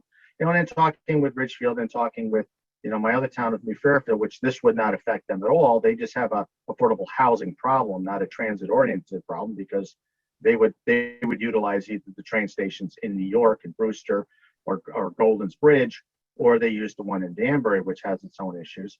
But the idea to be able to not make it an as of right, to not make this, every municipality is different. Every town is different. Every city's got different things. We had pointed out in the committee that, with the as of right, what happens with a historic structure? Does that historic structure get raised because it falls within, the half-mile radius of the school? It was unfortunate what happened in Ridgefield. You had that historic Queen Anne that was torn down illegally. And it's like, oops, sorry, it's gone. What do you want us to do with it now? Those bad behaviors need to stop. 830G needs to be fixed. I think that each town is unique in its own right. And I think, we need to look at affordability before we look at the rest, but make it actually affordable to allow, our teachers, our first responders, and our students to be able to return back here to town legitimately, not have to suffer living in underneath the stairwell in what's considered affordable when it's really not. So as far as a vote on that, I made my feelings clear to the chairwoman of the committee. I said, normally I will support a bill to get it out of committee. I was not able to do that with this, and it never came to a vote. It seemed to be that it just kind of never came out of committee. So we have a lot of work ahead of ourselves. Thank you all for that, for your responses. The next topic is Ukraine refugees to Connecticut. How do we pay for them? The first question, and there are two questions under this topic, from a K. Wishad and K. Solzinski. What is the state of Connecticut planning to do about Ukraine refugees accepted to the U.S.? If Connecticut is accepting refugees, how will the state pay for this humanitarian initiative? The second question is from Elizabeth Engelberg. Refugees from Ukraine are being accepted into the U.S. What is the state of Connecticut planning to do? How can we pay for it? And Representative Berger-Girvalo, will you take the lead on this response, please? Sure, it's a pretty simple response. IRIS, which is the Integrated Refugee and Immigrant Services organization, and the Connecticut Institute for Refugees and Immigrants, CIRI. They are ready for refugees. We've all reached out and tried to see where they stand and whether they're prepared. They're just waiting on further details from the federal government. With that said, these are both organizations that are funded largely through private donations and federal funding, and rarely state funding at all. This isn't a line item for the state budget. So as far as I'm aware, there aren't any plans to use state funds.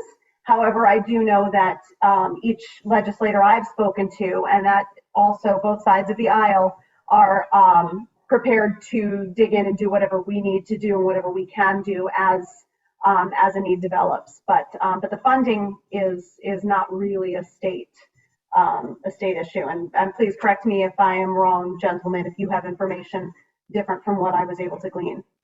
Okay, thank you. Representative Gucker, please.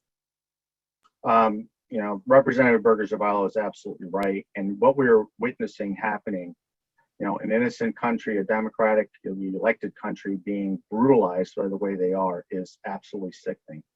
And it's unfortunate that it takes such a tragic event to get people to get unified, to talk to each other and really understand that, we are far beyond being an isolationism country, which, people were trying to push us back to. But we've also recognized through history, when you don't know history, you're destined to repeat it, is that when we isolate ourselves and when we keep ourselves out of some of these very, very, sad conflicts, we get dragged in when it's really, really bad. And we get dragged in when it's far too late. And the devastation to people's lives, both humanitarian reasons and financially, becomes worse than if we just got in. It's almost like if you don't go to your doctor when you have that sniffle, but you wind up in the emergency room later, it's far more expensive. It's far more detrimental, and more people are suffering under it. I know Connecticut will do its best to take in refugees. I know the governor is looking at that right now.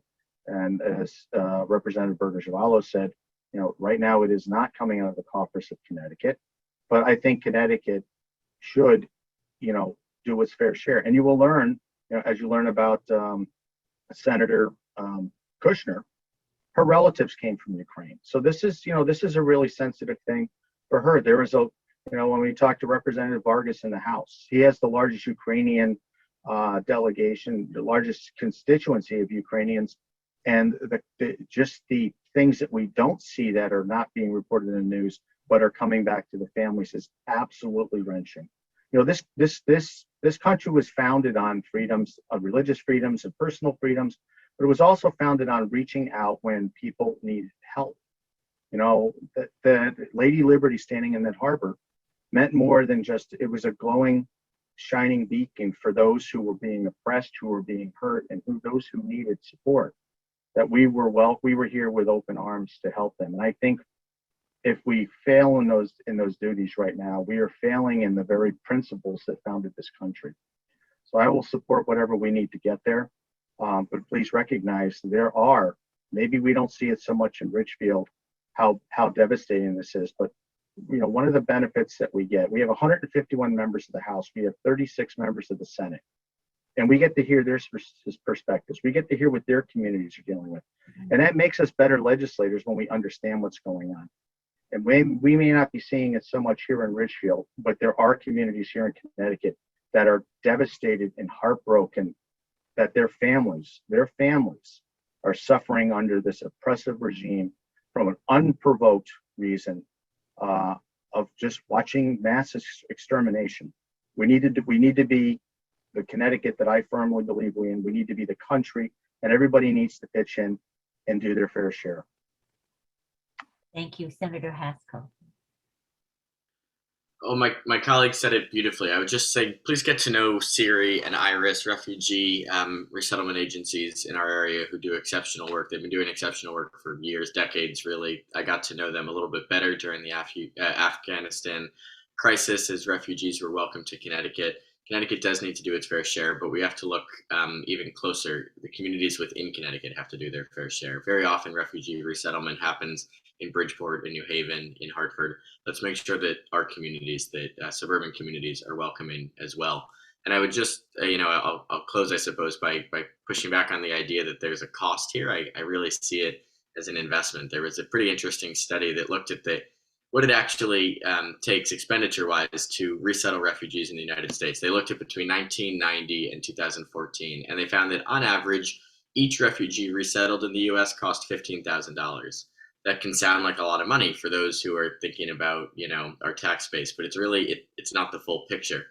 That same study found that after refugees had been in the U.S. for more than 2 decades, they had paid an average of $21,000 more in taxes than they cost the government. So not only is it the right thing to do to welcome refugees to our communities, it's the smart thing to do. It's an investment that pays off in dividends, because we know that they become entrepreneurs, they become taxpayers, they become valued members of the community. There's a moral obligation and an economic obligation to be welcoming in this state. So thanks for the question. Okay, thank you. The next topic is abortion, shield against extradition. The first question, there are two questions. Susie Buckley, currently abortion is legal in Connecticut. If a Connecticut resident helps an out-of-state woman access abortion in Connecticut, is that criminal? Would you support a shield against extradition of a Connecticut resident who aided a resident of a state that criminalized abortion? The second question is from Angela Liptek. Currently, abortion is legal in Connecticut.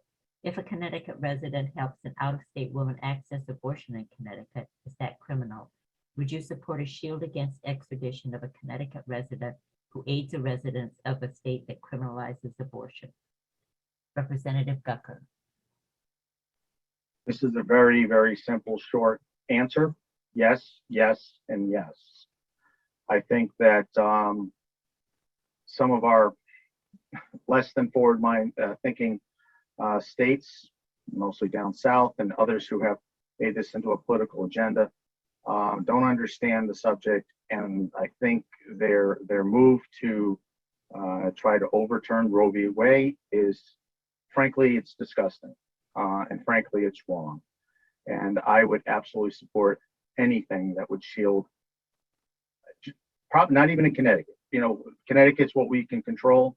And as hard times as, you know, as people, you know, think that we in the legislature can fix everything that's going on in the country, we can only sadly do what's here in Connecticut. I would support that absolutely. And again, it's really unfortunate that, you know, I thought as a society we were moving forward, and it just seems like sometimes we're moving backwards. And many of the actions that are being taken up in other states, I feel, is a strong move backwards. So yes, I would support all of those initiatives.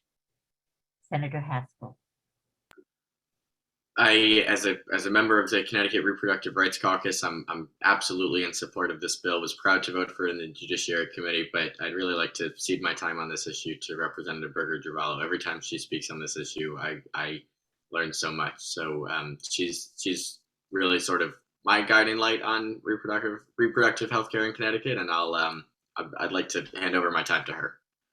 Representative Berger-Girvalo. Thanks, Will. I do very much appreciate that. We have, you know, we're talking about HB 5414. So once again, do go and look at these bills, look closely at them. This bill coming out of Judiciary, but formed in the process that we began as part of the that caucus that Senator Haskell referenced. And that's going to prohibit the issuing of a subpoena or summons for an out-of-state action relating to reproductive health care services. It's going to limit extradition to other states to crimes punishable by Connecticut law.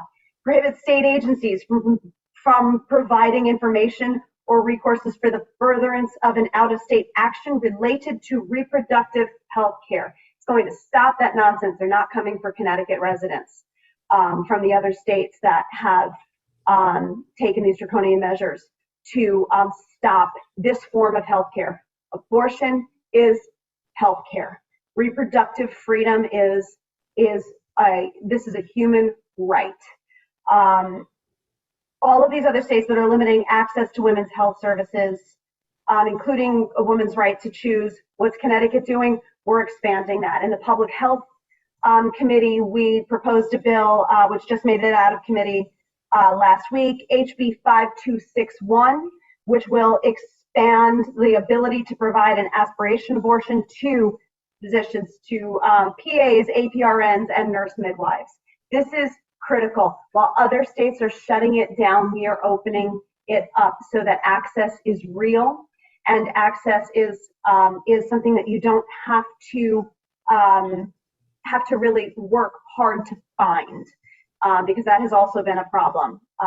And the last thing that I want to add on this is we have this incredible movement, and I think it's happening across issues for sure, but in and around reproductive freedom, the conversation is turning towards storytellers, allowing people the opportunity to talk about their own experience with abortion.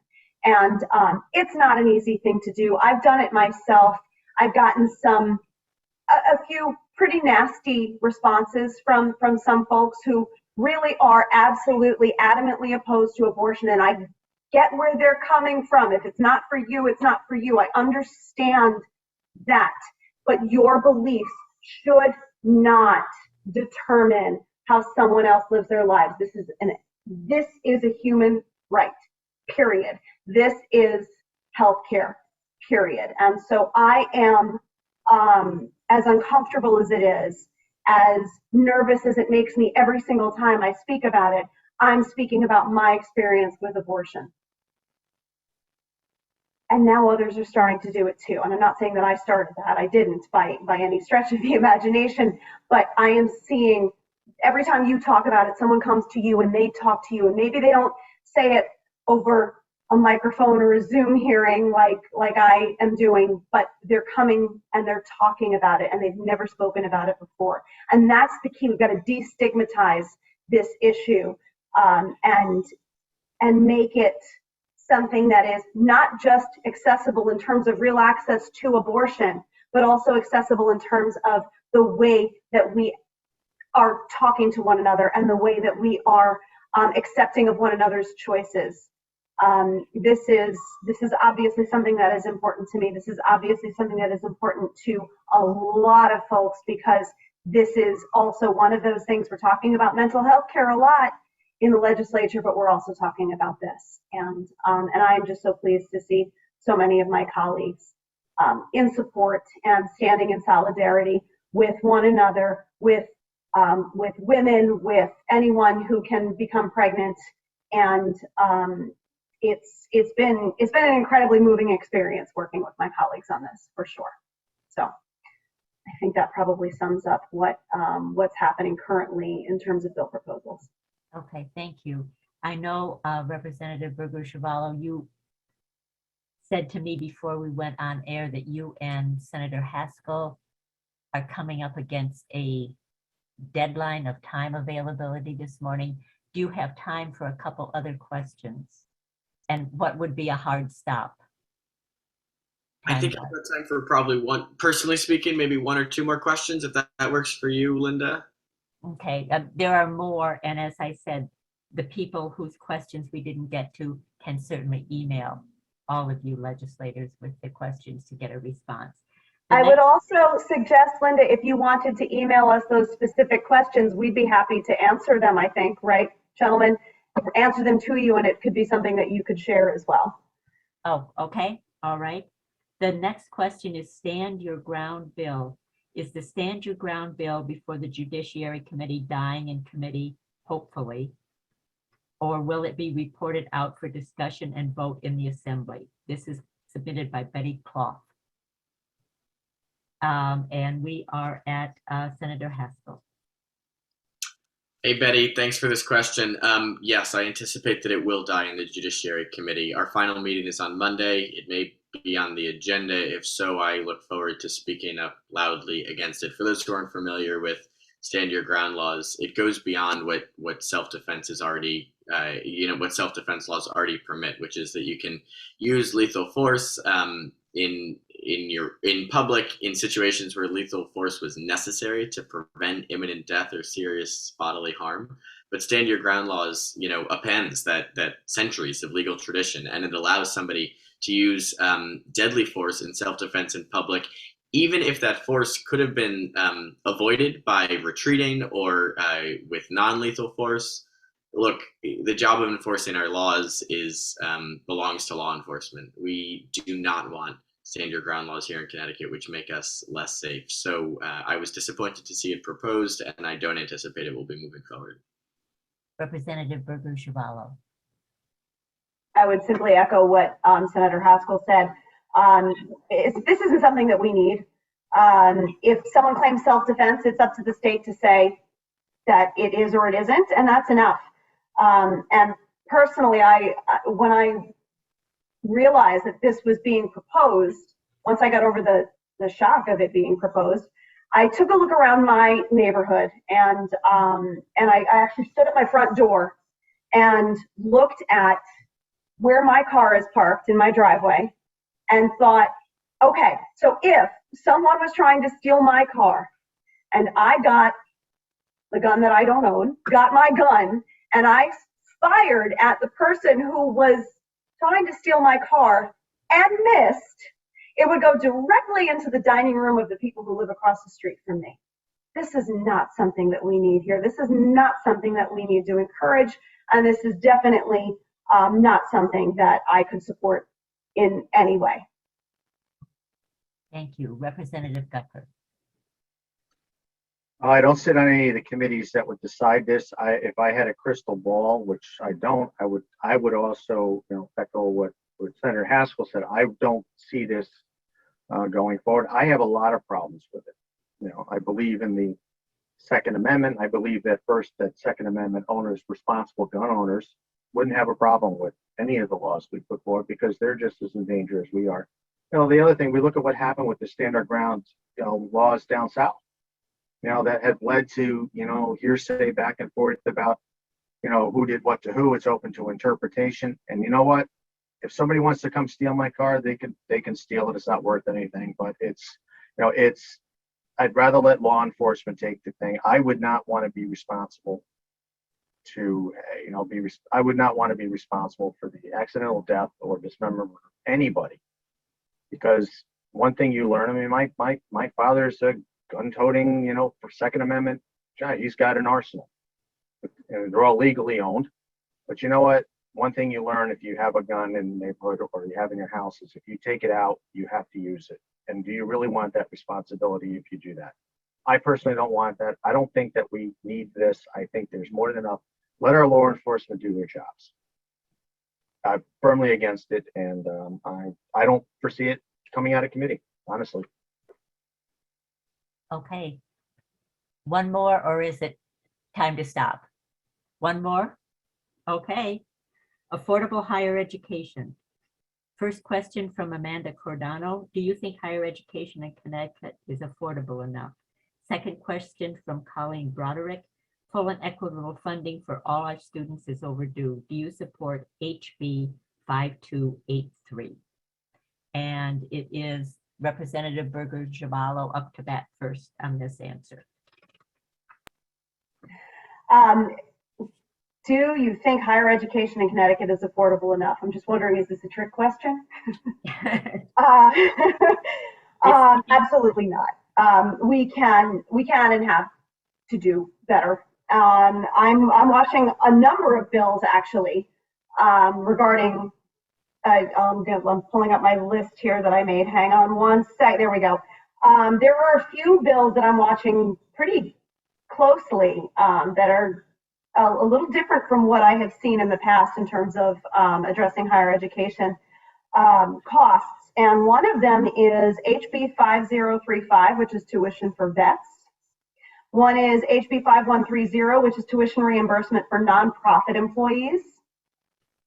And then we've got SB 250, which is the big one, providing student loan reimbursement for Connecticut residents who graduate from a state college or university to incentivize young people to stay here and make it more affordable. Isn't that what we talk about all the time? We want young people to stay here. We need to be affordable. This all works together. And if we can get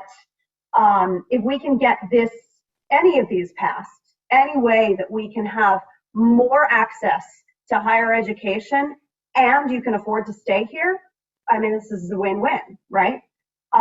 There are several other proposals, and one of the more interesting ones that addresses in a slightly different way, and I'm really, really interested in this one as well, is HB 5033, which addresses food insecurities on college campuses. Another way that we can support students in a way that is meaningful. And if you know you're coming out with a ton of debt and you can barely afford to be in the school that you're in to begin with, what's the first thing to go? I'm here to tell you, living on ramen, it's a joke, it's a great thing. It's not healthy, it's not good for you, and it's not something that we should be expecting of our college students. So I'll pass that on. Okay, Representative Gucker. So again, as I want to say senior in age member of this delegation, I remember a time that I could I actually worked at the Ridgefield YMCA at Barlow Mountain when they existed. I worked there when I was in college, and I worked at the Danbury YMCA. And as you know, as a college student, as a swim instructor and lifeguard, etc., pay is not great. But you know what? Going to Western Connecticut State University at the time, it was affordable. I was able to put myself through school by doing those jobs. I walked out of my college education without any student debt. And when I look at how the numbers have exponentially grown since those days, I don't understand how any student can get out of college without debt. And we have to recognize that many of the students that come out of school may not have a job waiting for them, may not have a job in the career, that they were educated in. I got out of college, and the career I was in, I've never worked in it. I never was able to get a job in that career, but because I didn't have that looming debt hanging over my head, I was able to explore and look into different opportunities and different avenues to be able to get through it. When I look at kids that are walking out of school right now with debt higher than my mortgage on my house, that is a heck of a saddle to be hanging around their neck. We do need to do more about making school affordable, and it simply is not. I don't understand why the numbers are where they're at. There's this idea that, well, invest now and you'll make it later. Well, we heard that with, some of these refis that went on with people's houses, to where they said, condense your credit card bills into your mortgage and redo everything, and now you'll be good. And well, guess what? You've just taken that short-term debt, you put it in a 30 or 40-year mortgage to find out that you're actually farther behind than when you started. But hey, it sounds good. A lot of people get into college thinking, hey, I know it's expensive now, but I'm going to get that great paying job, and I'm going to be able to go out there, I'm going to earn it back. And it's just simply not there. We are seeing finally with, thank God, with the support of the of minimum wage and other things that are picking up all boats, and they're bringing up the wage factors. And sadly, what we're seeing with COVID is the lack of workers, and having to be able to, hey, look, there's not a lack of workers, there's a lack of being paid what you're worth. That we're seeing that come up, but it still does not take care of saddling with debt. So it goes back into, you have this large college debt. So it makes it hard for finding affordable housing. Why is it affordable housing? Because you can't make enough after you get out and then pay off your debt and be able to, find a good job. We need to give more tools to our kids and our students coming out of college so that they get an equal shot. I was lucky that it was a time when college was affordable, that you could have a couple part-time jobs during the school year and a full-time job during the summer, to where you could afford to pay for college. That isn't possible today. We need to make school more affordable. We have a long way to go, and there's a lot of moving pieces. So no, it is not affordable. I guess would be my answer. Okay. Thank you to each of you very much, Representative Berger-Girvalo, Representative Gucker, Senator Haskell. Thank you. And this is the last time these districts will appear at, some of the districts appear at a Meet Your Legislator event in Ridgefield because of redistricting. Thank you, Senator Gucker, for your representation for the northern strip of Ridgefield. And as you were saying, you're going into all, the 138th is going into all Danbury in the redistricting. 111 stays in Ridgefield. And then there's this little southwest corner of House District 42 that Ridgefield goes into. And Senator Haskell, good luck. Thank you for your service to Senate District 26. Good luck in your future endeavors. And Ridgefield will now be 2 Senate districts. So this configuration is history for right now, but thank you for being such willing participants always in the Meet Your Legislature events. And good luck the rest of the session. And maybe you'll get some sleep in the middle of April or in the middle of May or the end of May. But good luck until then, and thank you. Thank you to the library. Thank you, Marilyn, and take it away. Linda, if I might interject for 1 minute, I just want to remind everyone that the League and the Library is going to have an educational program on redistricting. And as one of our registrar of voters, Cindy Bruno, sent an email saying that the registrars have completed the data entry of redistricting. There is a voter lookup tool on the Secretary of the State Connecticut website. If you click on I am registered to vote, you can find what your new polling location and district is going to be. But as I said, we will have a program, an educational program about that, so people aren't confused. And I want to echo my thanks to all the legislators, and particularly to Linda for so ably moderating these programs for so many years. I'm sure she doesn't want to tell us how many, but it's a lot. So thank you. Representative Gucker said he was the oldest of the legislators. Well, I'm really the oldest of everybody. And I'm second. So thank you again, Linda, and the library and legislators for participating. And thank you to the participants. Thank you guys so much for having Thanks for attending, everybody. All right. Thanks so much.